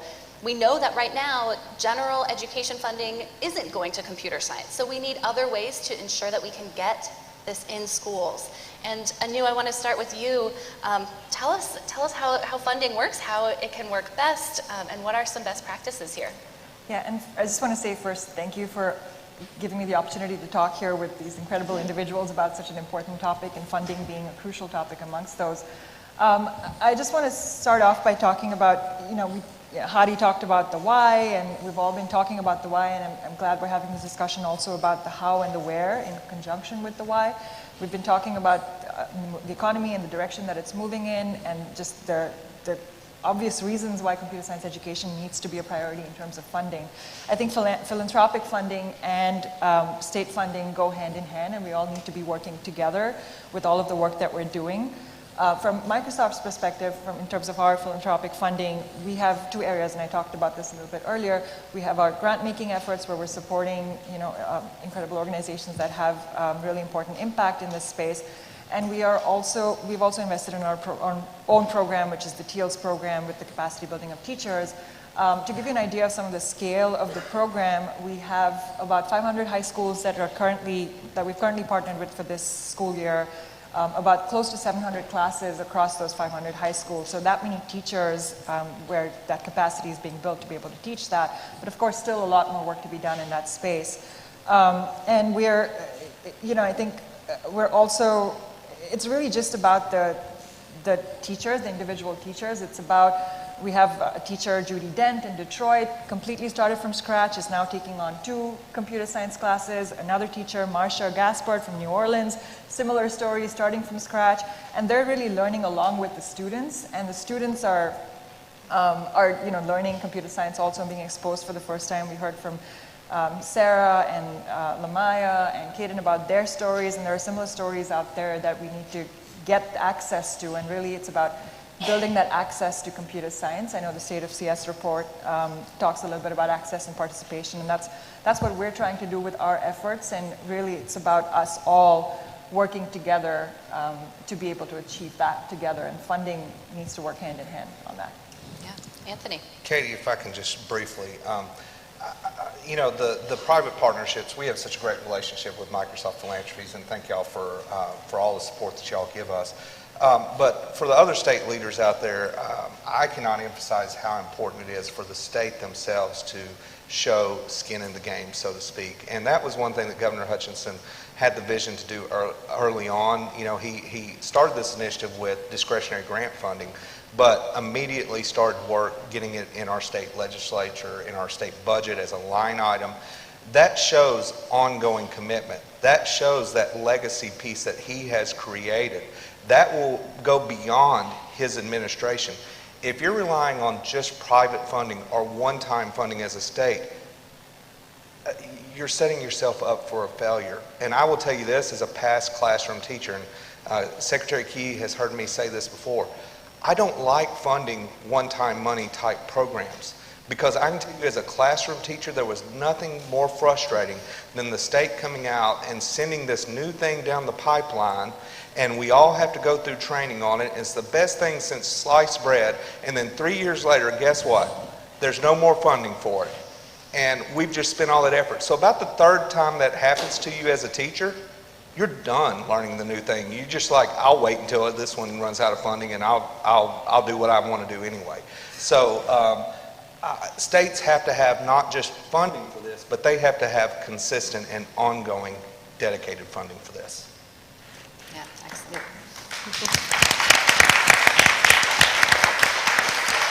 And I think we have to acknowledge that over time, what needs are on the ground are going to change, right? We've hit 50% of the schools, and I think, Anthony, one of the things that you've shown really well in Arkansas is that you have to keep up. Our teachers and our principals are some of the most creative problem solvers on the planet. You give them a challenge, they're going to make it work, right? Just like Anthony said, we're going to make it work. And if we don't keep up, we're going to keep trying to fund year 1 problems in year 10. And the teachers and the principals may have already moved on from that. They're going to need that injection funding to get the capacity building work constantly. But how do we keep that funding not targeted on what was the year 1 problem? So we do workshops with school districts called Script, where we take them through a strategic planning process for implementing high quality computer science education in pathways from K through 12. And what we're seeing in the last year and a half for Script is that almost all of our districts are setting goals around teacher professional learning. They're all doing teacher PD. But 90% of the schools setting those PD goals and targets are saying they're going to use internal capacity to build it. They're going to do teacher working groups after school. They're going to take that one super excited teacher that we've all been talking about who's in those numbers, and they're going to leverage them to create a working group within the building in order to get the rest of the teachers up to speed and on board. And so how do we support that? Because the schools don't want to send their teachers to costly out-of-town PD. They want to build what is actually the best high-quality PD, which is working groups where teachers can bring student artifacts, talk about them weekly, in the same way our math department meets on a regular basis, our English department meets on a regular basis. They want their teachers to talk about computer science and build their practice over time within those confines of the buildings. And so how do we keep up? How do we acknowledge that us as leaders may not have a picture of what they're doing best in schools and classes, and we really need to listen and follow sometimes, and not just lead from our position up here on stage. Yeah, excellent point, and great point about building that internal capacity as well within the school building, the district, even at the state level. Yeah. So I have one final question, and then hopefully we'll have a couple of minutes for questions from the audience, so y'all can be thinking about that for a moment. But I want to talk about equity. We've been talking about representation and representative enrollment in computer science. The data that we have in the State of Computer Science Education report shows that the gender gap is one of the most persistent. We know it's not because girls aren't interested in computer science, they are, but what is happening to make only 31% of students enrolled in computer science girls? And we see other gaps as well in various states. We see gaps for students from different races and ethnicities, English language learners, students with disabilities. And Josh, I'm going to start with you, but what can we do to engage these students and to make sure that the systems are set up to make sure that we're getting representative enrollment, we're not leaving these students behind? Yeah, great question. And I think to answer this question, we've got to understand our position. And so indulge me here for a second. So it's the holiday season, and you decide you got to go get shopping gifts. You got to go get some gifts. And you make the mistake that you're going to go to the mall. And you want to go to Macy's. And what do you have to do to go find Macy's? You go and find the map of the mall. And on that map, there's going to be three things. The first thing it's going to tell you is where all the stores are, where the Macy's is, Foot Locker, the Nike store, they still have Radio Shacks, whatever, right? It's going to show you where those different stores are. The second thing that map's going to tell you is how to get there. So it's going to tell you that there's elevators, or escalators, or stairs, a hot air balloon that'll take you to the 4th floor of that mall. But the most important thing on that map, I would make the argument, is usually indicated by a circle that's blue or red or an arrow, and it says, you are here.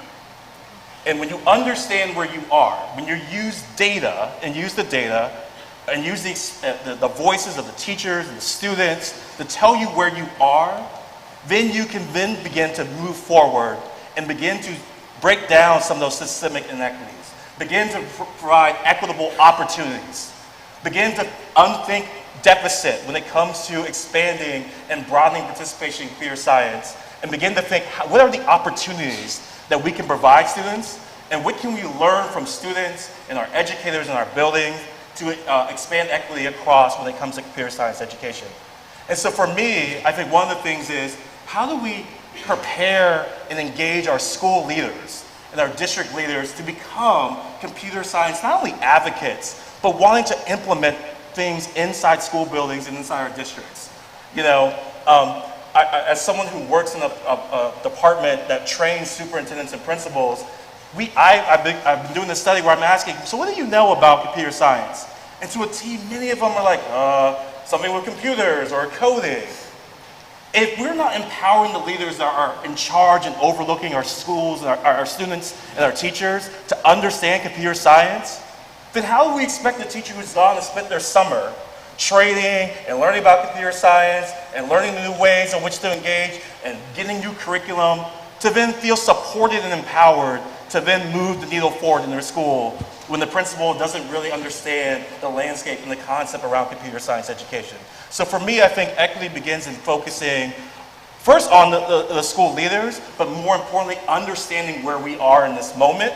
And that not only means collectively, but also us individually in this work.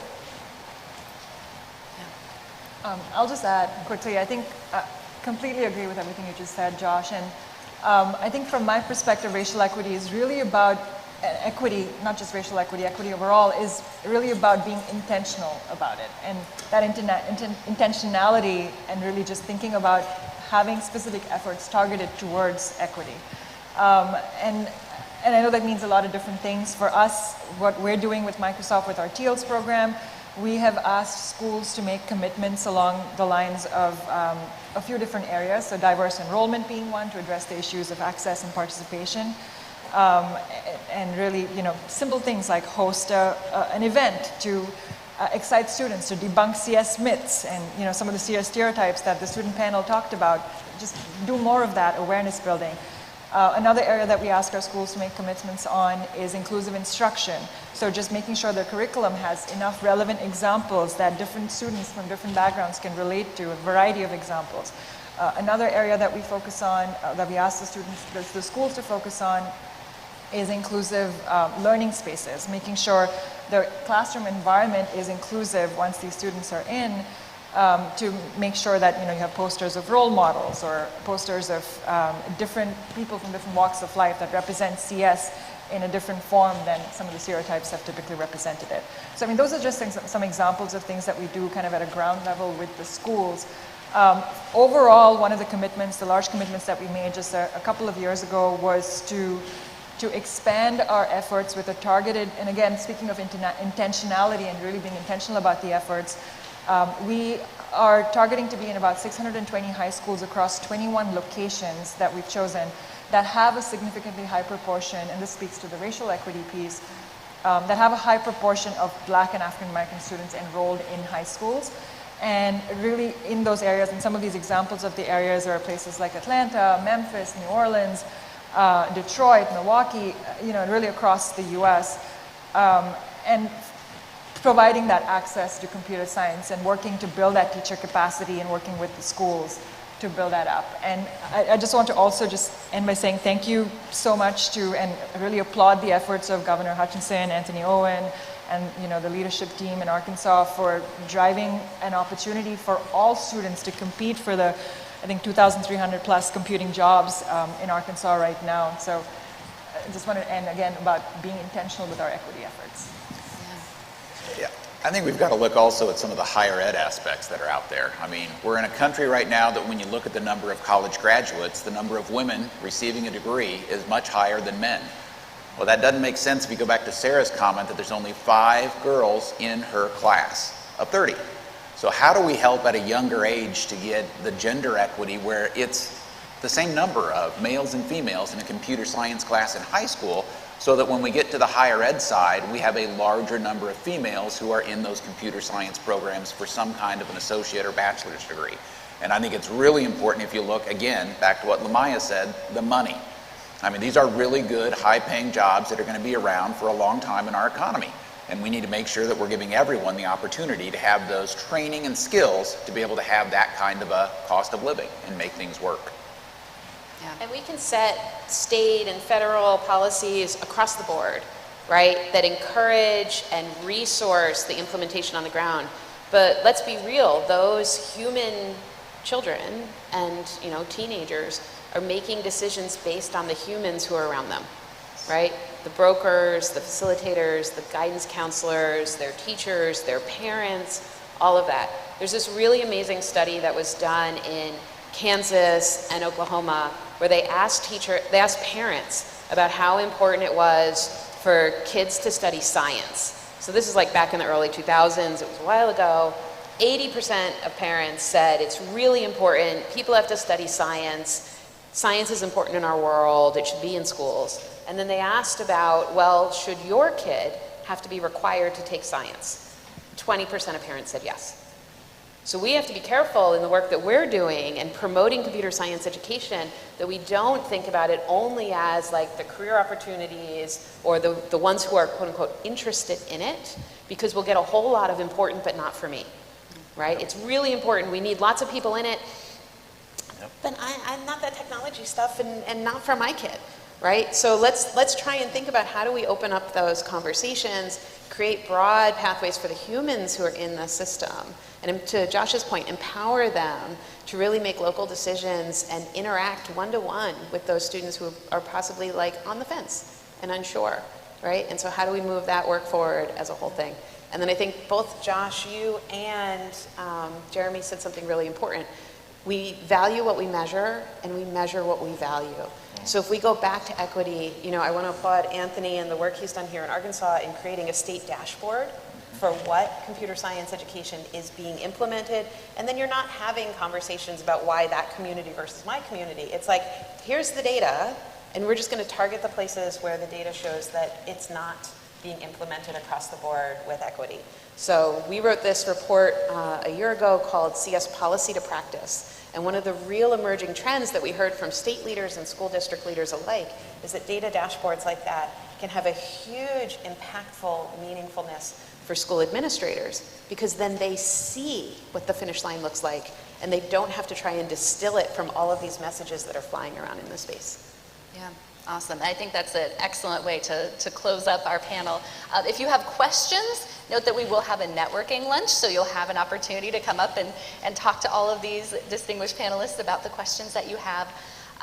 But yeah, that is a great way to end, and I could really listen to all of you talk all day about your passion for this work and the priorities and importance. So thank you all so much for being here. This was fantastic. Thank y'all. Please give my fellow panelists a hand. And also a hand for Katie for moderating. She did a great job.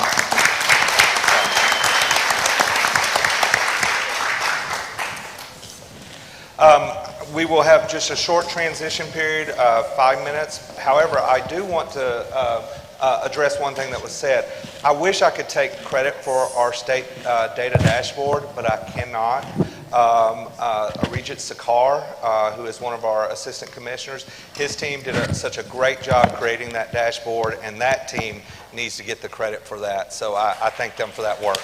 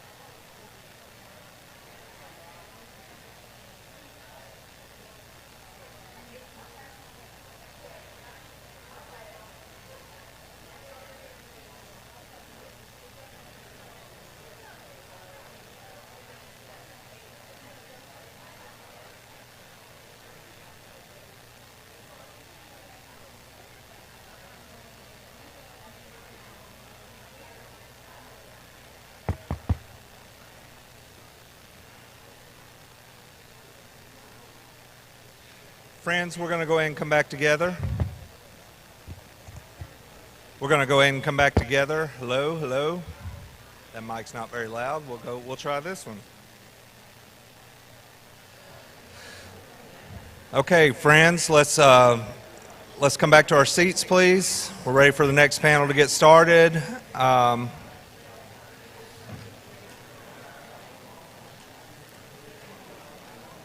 If you can hear me and somebody else can't, ask them to return to their seats so we can get started.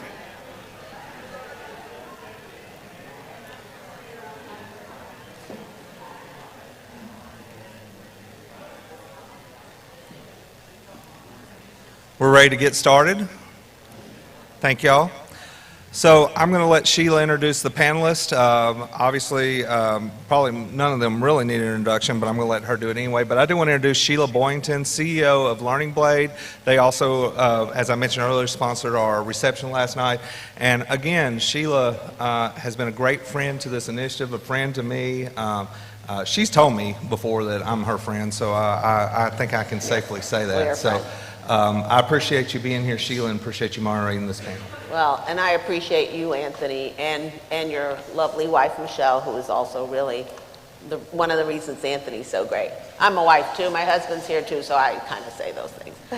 So this is just wonderful to have an opportunity. I cannot even tell you how great it's been hearing from the students and then hearing from leaders who are in this work. But I think right now, we're going to hear from people that can actually do a lot of the things that we've been talking about today. So no pressure, and are doing them. And so it's just great when we get to have leaders like yourselves, join and be with people that are in the classroom, working with states, doing all of these different things and hearing your vision. So that's really what this panel is about. And for those of you that don't know, this is Superintendent Baszler from North Dakota. Kirsten, thank you. And this is Superintendent Balo from Wyoming. And then this is Superintendent Johnny Key, Secretary, I'm sorry, you got an elevated secretary. Johnny Key from Arkansas, and who is a fellow chemical engineer just like myself and Dane. And so just this work is so important to the future of our country, and I'm just thrilled to be part of today. So just in thinking about this panel, back in 1962, John F. Kennedy said, "We chose to go to the moon in this decade and to do other things, not because they're easy, but because they're hard." We've heard a lot today about things that are hard. But that statement actually catalyzed a lot of innovation for our country. And so I just wanted to take a minute and talk to each of you and hear a little bit about what your thoughts are around the current kind of what is our moment, and have we had it already? I mean, obviously Hadi, gave us some of that, or do we still need it to make computer science and coding and all of that really a reality? So Secretary Key, have we properly motivated, do you think, our country around computer science? And obviously, I know there's more work to do, but is there more work to do to motivate people? Yeah, well, that's a great question. First, I just want to say, Sheila, thank you for being here, being such a great partner. And I want to thank my colleagues, my counterparts from other states. I don't know if you realize, but these two ladies are leaders of all the state superintendents, positions of leadership in CCSSO through the years, and really mentors to me because of the experience that they've had and have been able to share with all of us that are in very similar roles. So thank you, ladies, for coming to Arkansas. I've been trying to get folks to come to Arkansas, and I finally made it. Two of you finally got here. So. The 1962 JFK quote is great. I like to go back a few more years, back to the Louisiana Purchase, because about 2 hours east of here is the Louisiana Purchase State Park. And in that park, very small park, but there's a monument that was the starting point for the survey that began in 1815. So you hear a lot about Lewis and Clark and St. Louis being the gateway to the west, but the survey, the hard work started, and the long work started right here in what is now Arkansas. And so there are opportunities through history to see where Arkansas has really birthed a lot of vision, a lot of opportunity. And computer science is certainly one of those. So I think in Arkansas we have, I think nationwide, we're still working on it. So yes and yes is the answer to that question. We have properly motivated and inspired people to get more involved, but yes, there is more work to do because as we have seen numbers that there are more students that need to know about it, there are more communities that need access, and the long-term benefit is going to require ongoing motivation of our communities. Yeah, so true, so true. So Superintendent Baszler, so can you tell us, is there some sort of single message that I think everyone can rally around, and maybe, how that relates to some of the things you're doing in North Dakota? I think there is. I think, and I think that's why we have seen the success in most recent years that we've seen in this area in North Dakota is rallying around a basic singular idea. And for us, it's the understanding that computer science, cybersecurity is foundational knowledge. It's not a nice to know, it's a need to know. And that this isn't just an educational issue. The educators in our community understand it in a way, but so do our business and industry leaders, so do our economic developers, and every single one of our communities in the state of North Dakota. This is a security issue. This is a national security issue and a state security issue. And so I think that understanding, we are at a point in time where this nation, our state certainly, we need to have some common ground. And computer science, cybersecurity is the common ground that we all understand is critically important. And so I believe that that's and as you speak to legislators, which is so much part of our job, is working with our governors and our other executive branch leaders, with our legislative body, to speak to a legislator and to say to him or her, there isn't a time that your daughter, your granddaughter will have less technology in their life. And so, when you think about nearly 20% of 8-year-olds have a smartphone. So those are some real unifying messages that take it out of simply the K-12 education arena and put it smack dab in a place that we understand is foundational. Yeah, so true. And I think to your point, we just kind of take it for granted almost in some ways. So I think, for you, Superintendent Baszler, what do you think is kind of the big picture for students and parents to understand? Because I think, for a lot of us, we kind of live in this space and we talk about it, we hear it, we think we're doing it every day. But for the majority of people, it's not something that, they're accustomed to. So give us an idea of what you think is a big picture for parents and students to really understand this. Yeah, in education, for years and years, we've been talking about sort of this need for a disruption. Well, we got it. Yeah.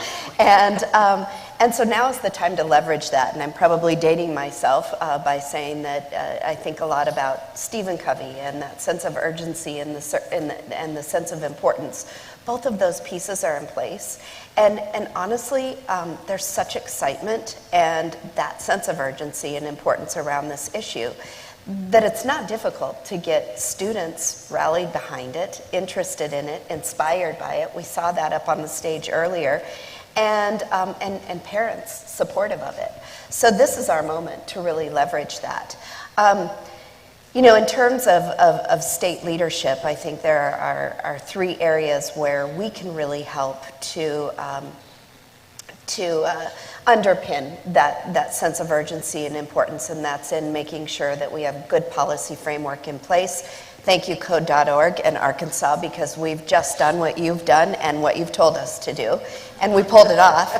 And another is making sure that as state leaders we're building partnerships not just with business and industry and with legislatures and other policymakers, but also with our students and families.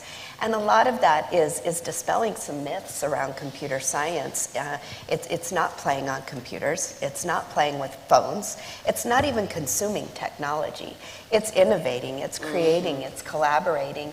And so as state leaders, we really have this opportunity to help dispel some of those myths and just cast a bigger net on computer science. Yeah, so true. And I think you already talked about this a little bit, but there's been successes and some struggles, I'm guessing, in getting us to this point and where we need to go further. So could each of you maybe share 2 or 3 sort of things that worked on the ground you know, because we talk about the policy is definitely there, but there's a ground game that needs to be also executed. And, you know, some of the successful ground game things you've done and some other things that maybe have been a struggle. So maybe we'll start with you, Secretary Keith. Well, having a governor, one who's it was his initiative, a campaign promise which you know, was a fulfillment, and then continued to be a focus throughout his time now as governor, certainly has been critical to the success. You know, the governor goes on coding tours every year. He visits schools to see how it's going. But here was kind of an on-the-ground thing that may be different than any other state. He will actually call superintendents. He will call them directly, and one, he will either say, hey, I see your numbers and you did a great job. Or if he sees a district that may not have the numbers he needs, they need, then he'll call and say, hey, what's happening in your district? You don't have very many computer science kids. What's going on with that? Well, you know, in the superintendent circles, that word gets around pretty quick. And nobody wants to be on the receiving end of the second type of call. You know, they're just having that level of consistent involvement from the very top has been crucial to our success. Yeah, definitely. Any struggles, anything that? You know, the struggle is just that sense of, you know, many times we see a challenge and we look at it from a deficit perspective and, you know, well, how are we going to afford this? And really the governor is also leading in that effort, working with Anthony, with our team at the department, to try to take the money issue off the table as far as, you know, making sure that teachers, students, districts have access to what they need. That the financial burden is always an issue anytime you roll out a new initiative of any type, but especially one like this that is not, you know, it wasn't common in the U.S. to have a statewide initiative of this nature. So those have been, and those are struggles that we continue to deal with at the local level. And we're just happy to know that we believe we're in a sustainable place right now from a state funding standpoint. Yeah, critical part of the equation. So how about you, Superintendent Basler? So I think the thing that has moved the needle for us in North Dakota was exemplified when you had the students panel. The student panel. Thank you for that. That was a brilliant idea. This is my 32nd year in education, and one thing that has frustrated me throughout those 32 years has been the amount of time that adults sit around in rooms talking about what's best for students. And very rarely are there students in the room, and sometimes it takes us an hour or two, or a day or two, to even ask the question, what do our students need and what do they want? So that has been a main component in our work in North Dakota, is really asking those students what they want and they need. And they are our customers. Everything that we do in the state education agency needs to begin and end with their students in mind, and that's ever changing. And so helping them, or having them help us drive the demand. And I believe it was Sarah this morning said, you know, it starts, she thought possibly 5th grade. Well, in talking to our students in North Dakota, I learned from them that by the end of 3rd grade, they have a pretty good idea of what they think they're good at or what they want to be. And so I'm going to argue that 3rd grade might be too late to introduce. And so that's why we're really pushing the investment of kindergarten through 3rd grade and building that demand, getting those kindergarten, 1st, 2nd, 3rd grade teachers trained, engaged, whether it be the classroom teacher or the music teacher, or the art teacher, or the library media specialist, someone in their life. And so that's been very successful, because then those students get excited, and then their parents get excited about it, and then those parents are in every occupation, every walk of life, and they build the demand, and schools' jobs are to be responsive to what their communities want and ask of them. So that ground game has been exceptionally helpful for us, is to build the demand in our students, and then bring in those parents and bring in those community members to visit with those legislators to say, this is what we need in our schools because it's helping. Great. And how about you? Secretary Bennett. You know, we, first of all, we named our initiative Boot Up Wyoming, and as such, it's been really fun to roll out and sort of pile on to the initiative in a lot of different ways. And, you know, completely concur with my colleagues. Maybe just a couple of things that I would add is one of my main initiatives since I've been state superintendent has been career and technical education, and computer science folds into that so well. Whether we're talking about federal Perkins money, or in Wyoming, we talk a lot about Plan A, college, career, and military.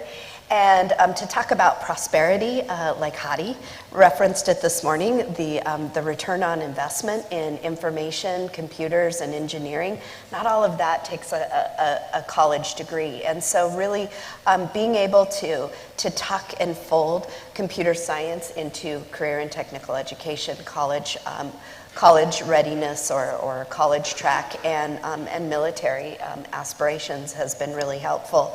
And the other thing that I think as a state leader and that the three of us and our colleagues across the nation have the ability to do is prioritize it within our own state education agencies. So wherever possible, we add computer science, especially with underrepresented groups.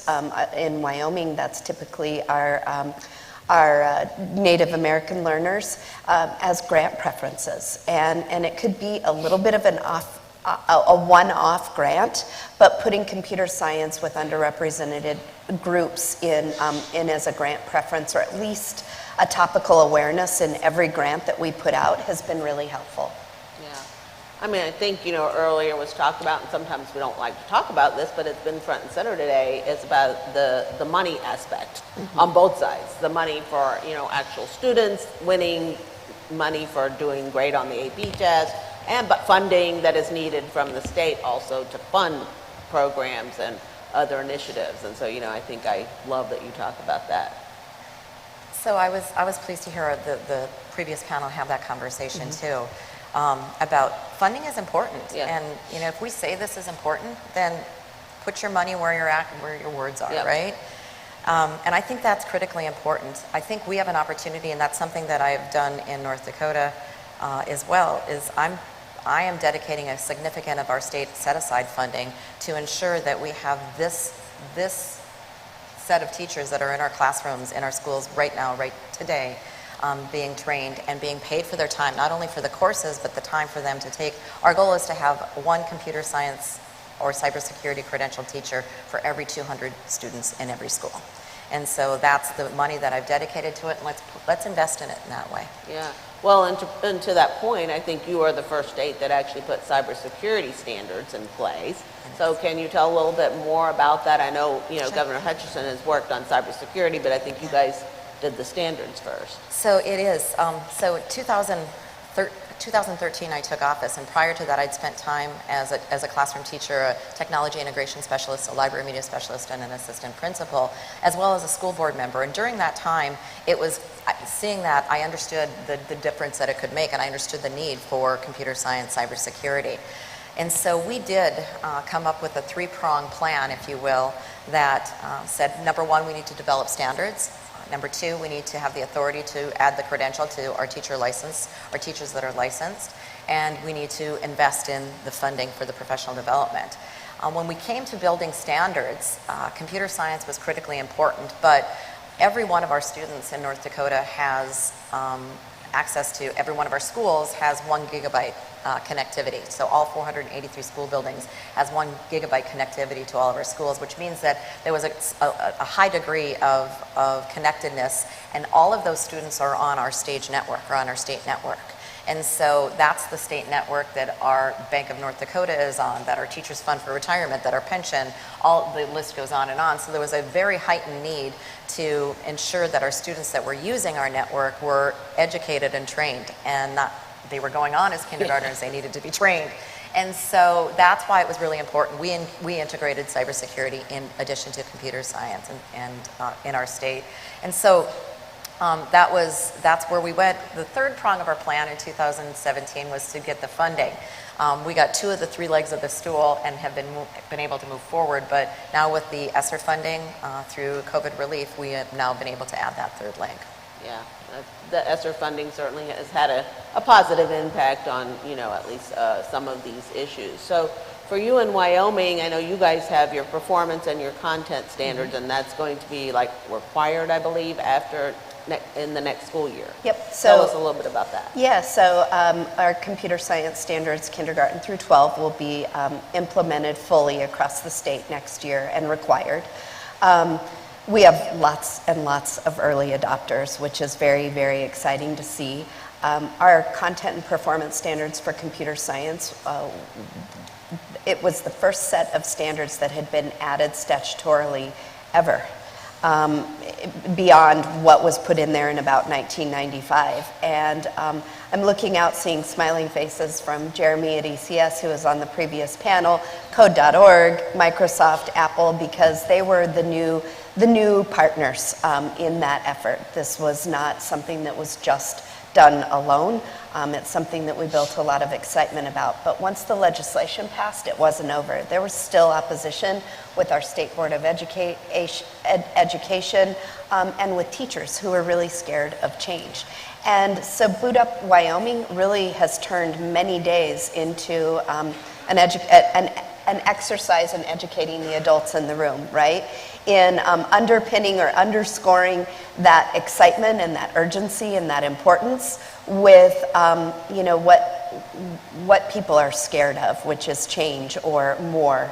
And so that's certainly been fruitful as we've gone through the standards development process, but there's already a need to make changes.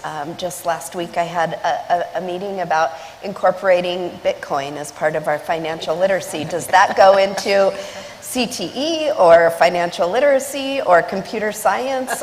You know, we're doing a lot of talking about AI, artificial intelligence, and robotics, not just for fun, but actually to work and get jobs done. So how do we fold all of this in? And I think it will be ever evolving, and it doesn't look anything like any other content area because it's fluid and because it's new and necessary in ways that other content areas aren't. And it's ever changing. Yes. Like you said, it's just going to keep changing as we go through. So Secretary Key, so obviously Arkansas is a model in so many things. I love the stipend model, et cetera. So let's talk a little bit, you mentioned it earlier, about teachers, because I think that's a critical component in terms of, you know, having teachers that can actually execute and teach the things that maybe they never even were heard of before they graduated from high school. So what have you guys done that you think has really been successful in, you know, moving your needle to that many teachers in the state? Yeah. Well, you know, the governor mentioned the headline numbers earlier this morning, with now over 600. 600, yep. Which is just a fraction of the need, obviously, as we're moving into the new requirement for graduation. And so really trying to motivate, you know, money can be a motivator, but it is not the motivator. You know, we have, I think, $640,000 in our high school program, stipend program, or bonus program to about 200 teachers. And we also set up a K-8 program. And I think about 470, 480 teachers have taken advantage of that, and 28 of those teachers have gone on to get full CS certification, which is not necessary, but you know, they really become ambassadors. Mm-hmm. And that's what the bonus program, the stipend program, it's more than just saying, okay, come here and attend this PD and we're going to give you a check. It's really, you know, become an ambassador for this, and this is a small token because we know that those teachers, Ms. Ropp that's here, Ms. Kincannon, the others, that they are going to spread the word in their region, in their professional organizations. That's where we get more buy-in and more, the recruitment becomes a lot easier at that point. But you heard the story from the students about paying for AP. You know, you get a 5 on an AP, you get 1,000. That is a motivator for kids, let me tell you. It's also a motivator for parents. One of the first years that we did that program, I attended one of our high schools at Fort Smith in western Arkansas, and there were some students that were on the list that weren't there because they were working. That's great. You know, it was an afternoon assembly, big celebration, but the parents were there to pick up the check because it was that important to the parents and to the kids that one of them said, well, my son said, Mom, I really need you to be there because I want you to get that check. They wanted it in their hand by the end of the day. So it is something that we have seen great success on. And again, that's we have a lot of creative. Anthony is one of the most creative thinkers that I've worked with. And he has a team of creative thinkers now that come up with different ideas about how we can make those things better. The stipend program is certainly one that has contributed greatly to our growth in the number of teachers ready to go into those classrooms and deliver for our kids.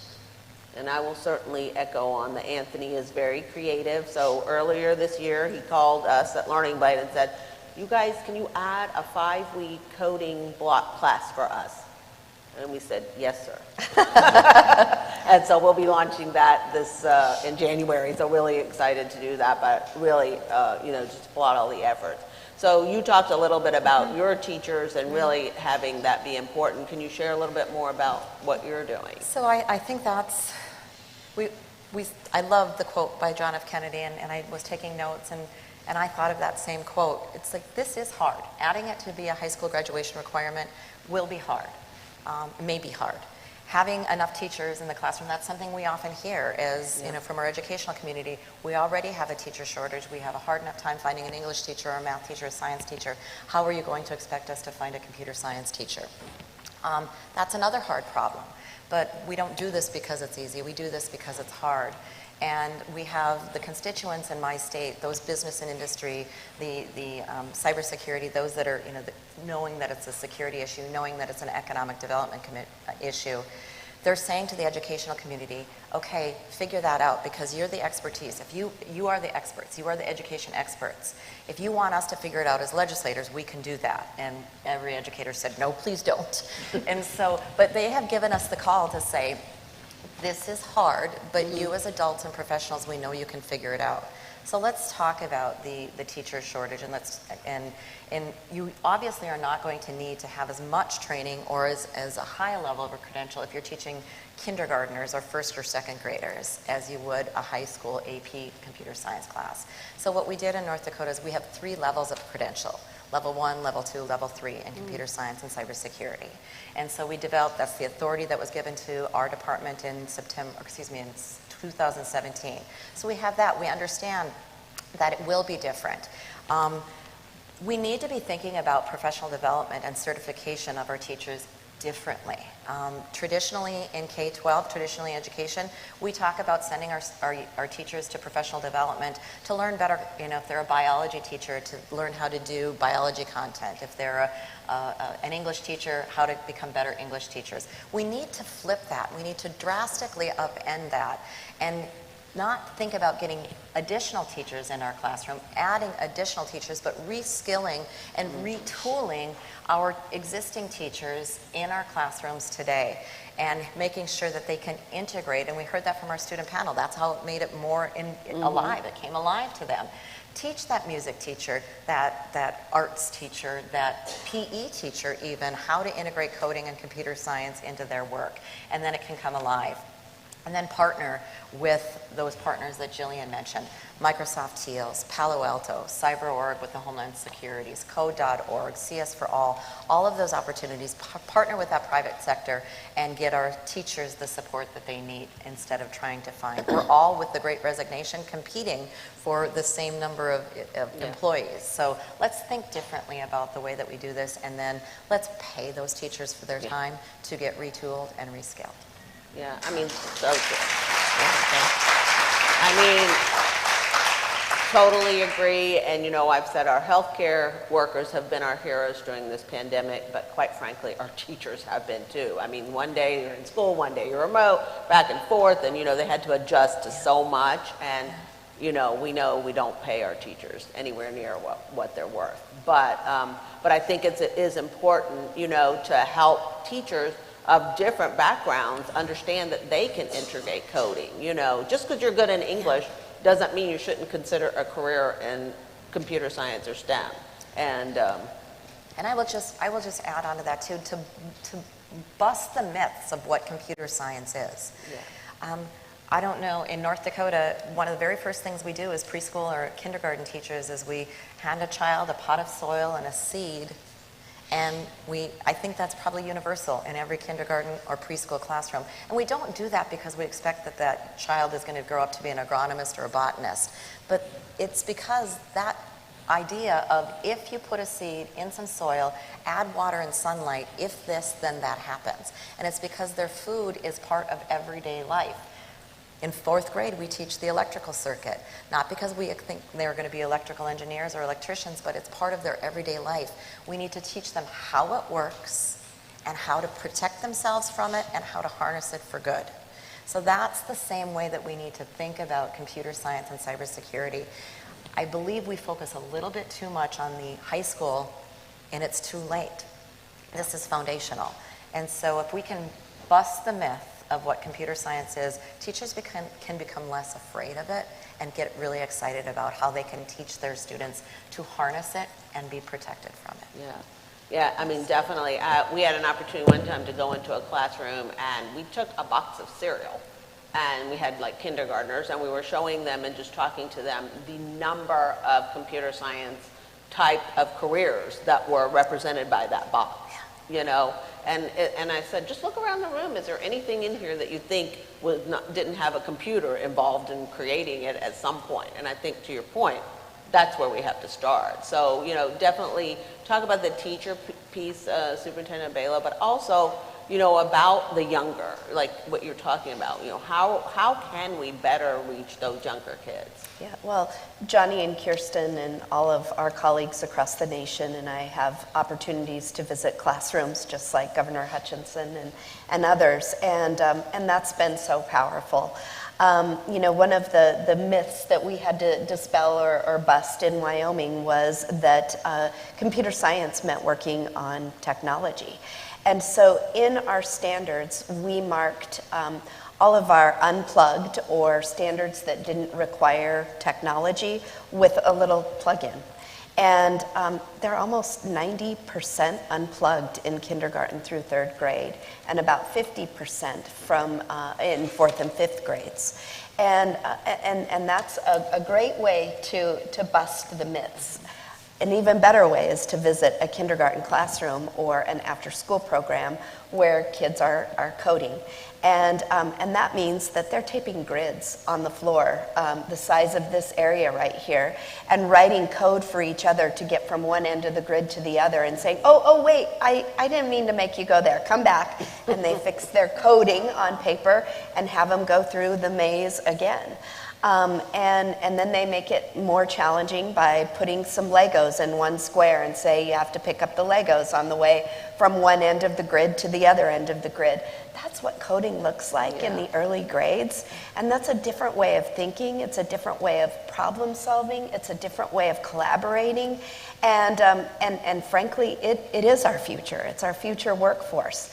And, you know, we've talked a little bit about business and industry. They were a huge partner in our state and continue to be in our computer science efforts. Hadi talked about the return on investment in education. Oh boy, business and industry recognizes the return on their investment by supporting computer science in public schools and by making sure that their workforce, their future workforce, is skilled so that they don't have to pay to upskill them or reskill them. Yeah, so true. And you know, that economic benefit is also for the states because obviously it was talked about earlier, increases the tax base and, you know, all of that. And that's not often thought about when we're making investments like this. And it should be. Obviously, this state, they understand that. So I think, Secretary Key, you know, talk a little bit about the cybersecurity work that has started here in Arkansas. And I know there was a recent task force that was announced and the work that is being engaged in that.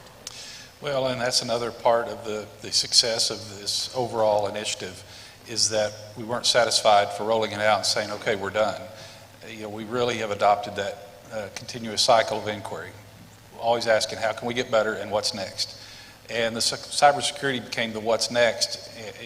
you could pick up the newspaper and you could see evidence of why that's so important because of the attacks. Yep. Personal attacks on, identity theft or banking theft or, school districts and ransomware attacks on school districts. And so much of that affects our everyday lives. I mean, if you don't think these issues affect our everyday lives, drive by a new car dealership right now.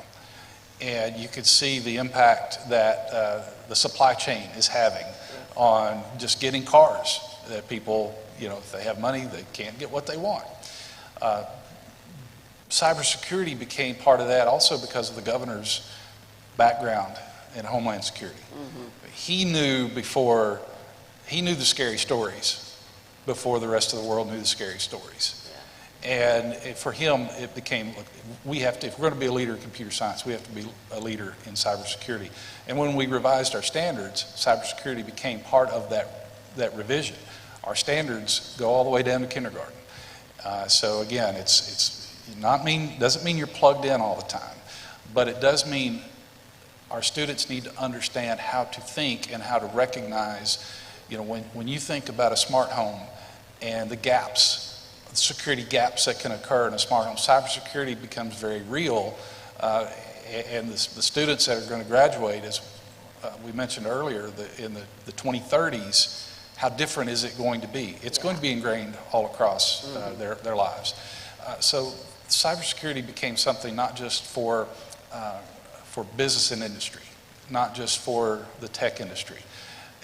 We also expanded partnerships, and that's one of the things that any state that's looking to do this, rely on partnerships. It's so critical to make sure that you have those in place.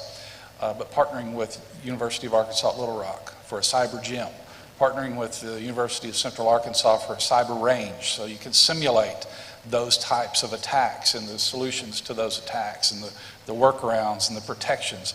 All of those pieces work together, so really you do have that K through career continuum, so that it's touched on at every point on that continuum. Yeah, for sure.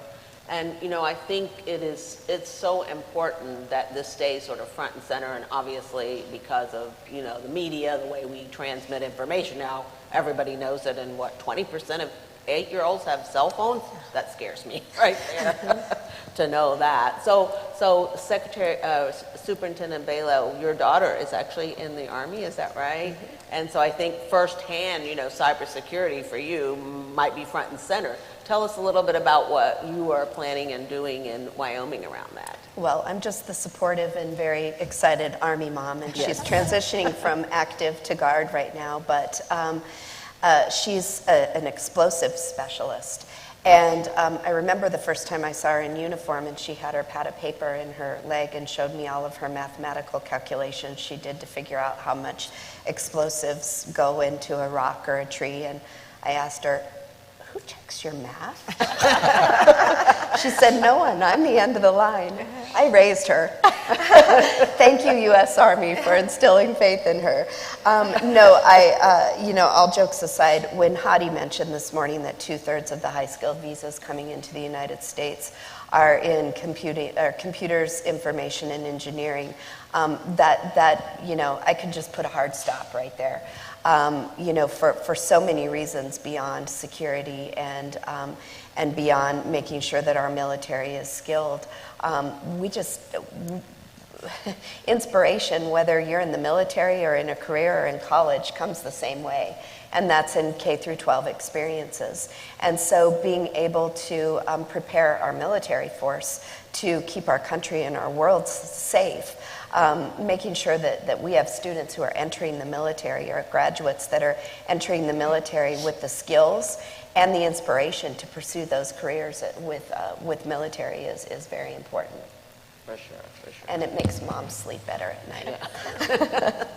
Yes, definitely. So let's talk a little bit about the future now. So obviously we talked a lot about what you're doing currently, but obviously driverless cars, AI, robotics, we've got so many things on the horizon. And can you share a little bit about maybe your vision or what's something that you see that, you know, you feel like you want to try to do in your state or you've seen in other states, or how are you going to continue the great work that you're already doing and even expand it? So we'll start with you, Superintendent I want Baszler. to check off all 9 of Code.org's recommendations. So no, but I do want to do that. But that's very clear for us. We have our CS plan. We just adopted that, and it's very clear. We want 1 credentialed teacher for every 200 students in every building in the state of North Dakota. We want, as part of school approval process, we are striving to have, in order to be approved to operate, whether you're public or private in the state of North Dakota, you must have computer science in elementary, middle, and high school. And eventually, we want that graduation requirement as part of what the portrait of a graduate looks like in North Dakota, so we can be what we call choice ready. Post-secondary, work ready, or military ready. We believe it's just foundational. I think what the actual next steps are is we are putting together a task force, because we just concluded our special session in the first week of November, and our legislature gave me a directive and said the state superintendent shall work with workforce development and the K-12 community to provide a report to them by September of 2022, September 1st of 2022, how to best integrate computer science and cybersecurity in all elementary, middle, and high schools in the state of North Dakota. Not if we should, not study it, how to best integrate it. So that was a call. That was a shot across the bow that said, if you don't figure it out as a workforce in a K-12 community, when we convene in January of 2023, we'll figure it out for you. And so that's pretty clear for us for what we want to and need to accomplish. You will not be sleeping. We will not be sleeping. It's good work, though. It's good work. It is. It's very rewarding. So for you as well? Hey, ditto. And I'll just circle back to something that I said a little bit earlier and say that, right now if I open Cash App to give my son gas money, I can give him cryptocurrency. I can give him Bitcoin. And I think it's going to be really important for all of us as leaders in this education space to never ever be steeped in the what we did or what we thought was important last year, but to always be looking ahead, because that's what this generation is demanding. That's what the workforce is demanding. That's obviously what the future is demanding. And so maybe just staying moving. And never become motionless in this space is going to be really, really important, and for me, very exciting to continue to watch. And I guess I'd just again underscore the excitement that's built around this. We have lots of pilot programs on our Wind River reservation and other places in our state, again with the underrepresented groups, and making sure that we take opportunities with our partners, Code.org and so many others, to just really highlight those pilot programs and those success stories. It's wonderful to be here, but the highlight of the day today was the student panel, and they tell the stories best. And so if we can just continue to build that excitement and enthusiasm through their lens, it's going to be hugely impactful for the next generation. Totally agree. Hearing from those students was like giving me chills. It was wonderful. How about you, Secretary Key? It's making that transition from the K-12 conversation to the workforce conversation, the post-secondary conversation. We now have a position, and Dr. Tina Moore, she's back there somewhere, that she is working on what the transition looks like now. How do we make sure that our students know, one of the greatest things that I heard, and one of the saddest things that I'm very happy for the student that's going full scholarship to Wash U, but instantly I asked myself, why couldn't we get her full ride to somewhere in Arkansas? Why do we keep losing that talent? So how do we make sure that the opportunities are there so that we don't see the talent? Now, hopefully, Lamai will come back. That's what we want. We want her to come back to Arkansas, build on that Wash U education. But really, it's about how do we make sure that the career and that it's not just the high school to college pipeline. It's about what are the career opportunities, and that's where we're getting ready to launch Career Blade, another partnership with Learning Blade as part of the Ready for Life platform. Ready for Life is something the governor wanted to create out of COVID to connect employers and to help qualify more Arkansans to fill those jobs that are out there. Having computer science, having STEM, having these types of positions connected through, and that feedback loop so that you have a component that can go back and teach these elementary students, middle school students, what these jobs look like. Because it's got to be that loop of communication that will make sure that our future is bright as we want it to be. Yes, great. So I don't know, do we have time for a question, Anthony? Okay, maybe one or two questions from the audience.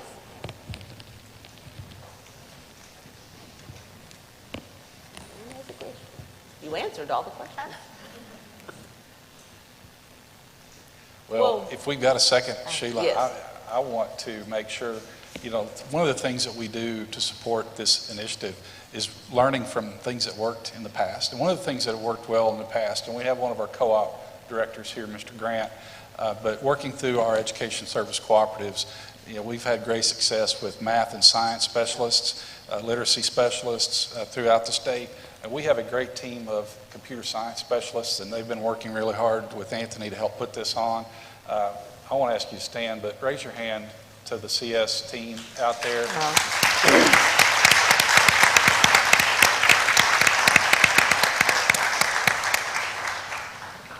And I think one thing that before we leave here, I don't think we'd be doing fully our job, or I feel I wouldn't, unless we talk about the equity issue that that Hadi brought up, that we've talked on a little bit.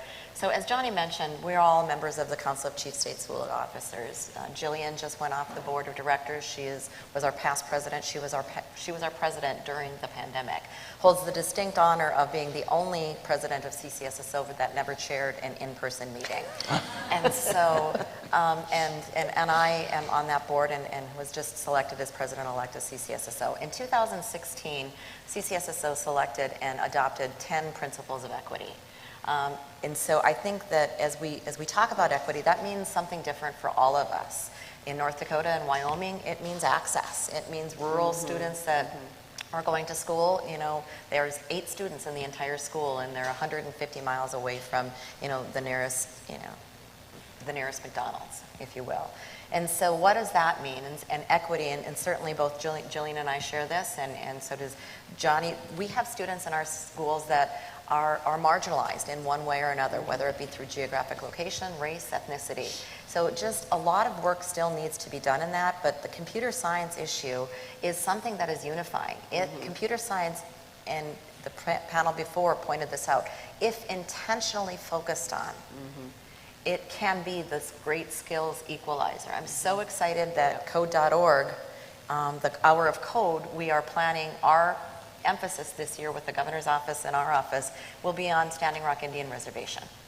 And thank you to all of you that are working to make those connections. The relevant teaching, the dance party that will integrate which is the dance, or the grass dance, or the jingle dance that is so important to our Native American culture. We can do that with our young people. Our 5th graders are going to be doing a beating exercise in coding. And so those types of things are very important, but I think we need to understand that this is the great equalizer, and this is, again, common ground. Yeah, equity definitely has to be front and center while we're doing this work around computer science, particularly rural communities, as you mentioned, because that is the bulk of the United States. And a lot of times we're just talking about big cities and not talking about those communities. So so thank you to each of you for what you're doing for students.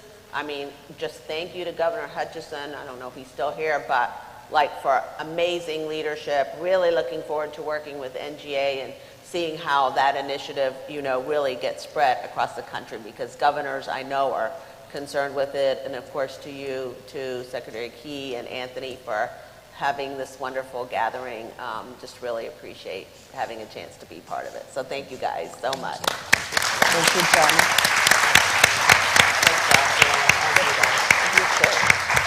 Thank you to our panelists again, and thank you to Sheila for moderating. Appreciate you, Sheila. And you're right, I am the person I am because of my lovely wife, so I appreciate you mentioning that. So. Tell her I also want to just briefly, Superintendent Ballo, right? Balo, I'm sorry. I even asked Dr. Pfeffer to help me with the pronunciation. I forgot it between there and here, so I apologize. But I want to thank you for your daughter's service, and I want to go ahead and I'll ask everybody in the room, if you have a person of your family that's in the military, we appreciate them, and we appreciate you for being a family member. So if we can just give them a round of applause, I'd appreciate it. That said, we have one last thing before lunch. I know everybody's hungry, everybody's ready to stand and stretch, so I'm going to invite a gentleman who, if you're from Arkansas, you know him. But if you're not from Arkansas, you may know him anyway because he's just got that kind of personality. Shane and I go back a little ways. He is from Saline County. He is a great advocate for Bryant School District. In fact, if you get to talk to him after and get him to show you that bling, which is the Bryant Hornets three-peat 7A football championship. And as of Monday, knock on wood, it will be a four-peat 7A championship. So with that, I'm going to ask Shane Broadway, who's Vice President of Government Relations at the ASU system, to come bless our food. Thank you, Anthony. Good morning, everyone. It's an honor to be here today. We're so honored that you are here with us, and it's my honor to pray over this meal, and hope you enjoy your stay here in Arkansas. Join me in prayer. Our kind and gracious Heavenly Father, Lord, we come to you today thankful and grateful for this beautiful day, for the opportunity that we have to come together, to assemble with one another, for the freedoms that we have and enjoy in this country, Lord, to come together and talk about issues that are of importance to our students and to our states. Lord, I thank you for our governor and his leadership, for our secretary and for Anthony and all of the work that they have done over these past several years in computer science. And Lord, I just thank you for everyone in this room from across the country who get up each and every day with the mindset of making life better for our students today, better than it was yesterday. Lord, I just pray that this meeting here today will continue to fuel the fire to serve our students, to find new opportunities, to create new avenues, to engage them in education and lead them into careers that are going to be successful and that will honor you here on this earth. Lord, I just pray that you will bless this meal and those who prepared it, that we will take it to this meal to our service, and that you will bless this meal and bless us as we go forward. Lord, I just pray for those who will be traveling. I just pray for safe travels to and from this meeting, and that we will continue to do the work that will bring honor and glory to your name. In Christ's name we pray. Amen.